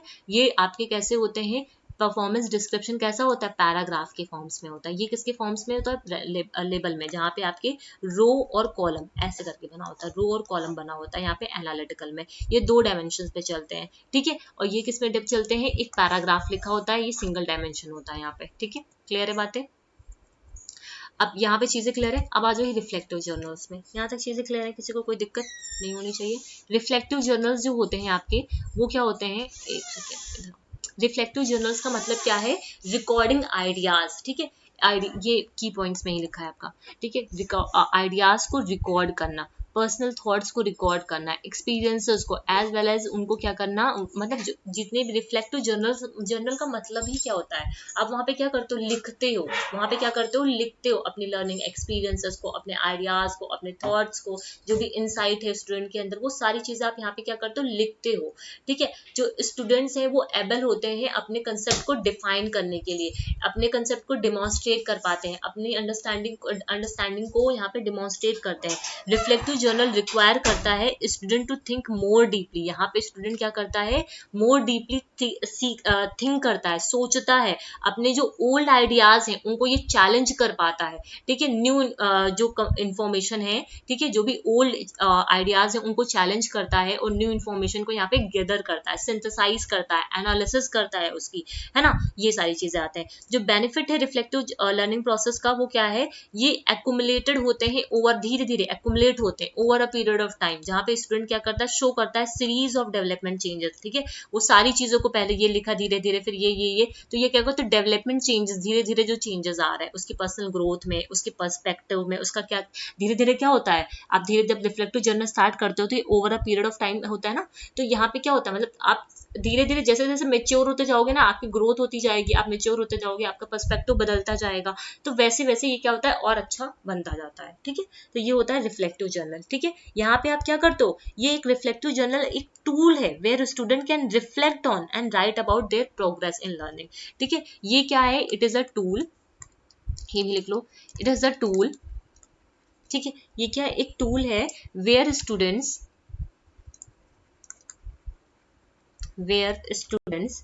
can reflect on and write about their learning progress, ठीक है बात, किसी को यहाँ तक कोई दिक्कत, यहाँ पे वो क्या करती हैं, जो भी उनको लर्निंग की डिफिकल्टीज आ रही है, मतलब सारी चीजों को लिख पाते हैं यहाँ पे, ठीक है, वही चीज़ यहाँ पे लिखी मैंने, यहाँ पे जो भी पॉइंट बोला है, यहाँ पे एक टूल है जहाँ पे स्टूडेंट रिफ्लेक्ट करते हैं, लाइव लिखते हैं अपनी लर्निंग प्रोग्रेस के बारे में, ठीक है, अपने अचीवमेंट को, अपने डिफिकल्टीज को लिखते हैं। Student can write whatever they found to be innovative, जो उनको इनोवेटिव लगता है उस चीज़ को लिखते हैं, उस पर थिंक करते हैं, ठीक है। जर्नल राइटिंग कैसे होता है, एक नॉन थ्रेटनिंग वे है, जहाँ पे मतलब बिना किसी डर के वो चीज़ों को लिख सकते हैं जर्नल्स को, ठीक है, आप लोग भी जर्नल्स को पढ़ते होंगे, ठीक है, ये सारी चीज़ें हैं। ठीक है। जब हम बात करते हैं स्ट्रक्चर की रिफ्लेक्टिव जर्नल्स की, तो ये स्ट्रक्चर्ड जर्नल भी होते हैं और अनस्ट्रक्चर्ड भी होते हैं, दो तरीके के होते हैं। स्ट्रक्चर्ड कहने का मतलब क्या है, यहाँ पे स्पेसिफिक क्वेश्चंस होते हैं, ठीक है, स्पेसिफिक गाइडलाइंस होती है, उन सबको यहाँ पे जर्नल्स को लिखने के लिए फॉलो करना पड़ता है। जो अनस्ट्रक्चर्ड होते हैं, यहाँ पे स्टूडेंट कुछ भी लिख सकता है बिना किसी थ्रेड के, अपने आइडियाज को, अपने पर्सनल थॉट को कुछ भी यहाँ पे लिख सकता है। यहाँ पे कुछ सेट ऑफ गाइडलाइंस होते हैं, रूल्स होते हैं, उसको यहाँ पे इसको फॉलो करने पड़ते हैं, ठीक है। किसी को यहाँ पे, यहाँ तक किसी को कोई दिक्कत है, नहीं होनी चाहिए, है ना।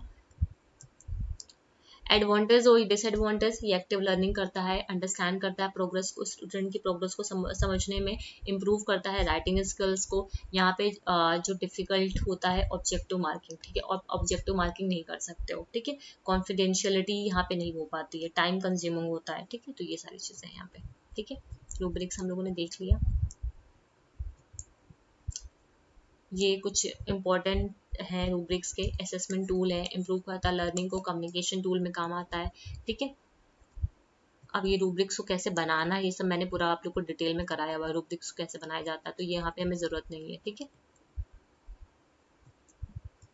अब आ जाओ नेक्स्ट टॉपिक पे। जब हम लोग नेक्स्ट उस पे आते हैं,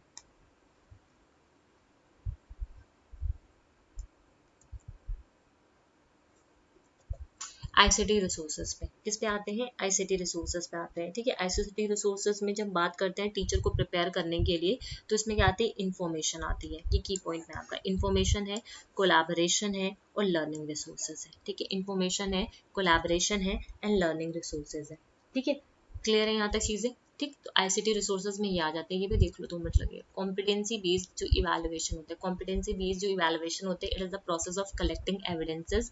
ये एक प्रोसेस है जहाँ पे हम एविडेंस को कलेक्ट करते हैं, एस्टैब्लिश करते हैं कंक्लूजन को, ठीक है। लर्नर्स की जो भी प्रोग्रेस हो रही है किसी स्टैंडर्ड पे, ठीक है। कॉम्पिटेंसी में क्या होता है, किसी मतलब on the character and scope of learner progress towards a professional standard, एक प्रोफेशनल स्टैंडर्ड्स होते हैं। कॉम्पिटेंसी ये इसका की पॉइंट है, beyond mayor mastery of information, मतलब मास्टरी लेवल से बियॉन्ड कुछ अलग जाना, ठीक है। हमें सिर्फ यहाँ पे मास्टरी नहीं करना है, कॉम्पिटेंस डेवलप करना है, ठीक है। स्किलफुल होना है, ऑर्गेनाइज करना है अपनी नॉलेज को, ठीक है, ठीक है। ये चीजें होती है, ठीक। Compromise comprise of communication skills यहाँ पे होती है, क्लिनिकल रीजनिंग होती है, प्रोफेशनल एथिक्स होते हैं, सोशल एंगेजमेंट होता है, इंटरपर्सनल कंडक्ट होते हैं, क्रॉस कल्चर अवेयरनेस होते हैं। असेसमेंट क्या है, on the actual skills and knowledge the learner can demonstrate on education setting, ठीक है। मतलब सिंपल से ऐसे समझो, जब हम बात करते हैं कॉम्पिटेंसी बेस्ड इवैल्यूएशन की, कॉम्पिटेंसी बेस्ड इवैल्यूएशन में सिर्फ हमें मास्टरी नहीं करनी है कंटेंट के ऊपर, हमें क्या करना है, बियॉन्ड मास्टरी जाना है,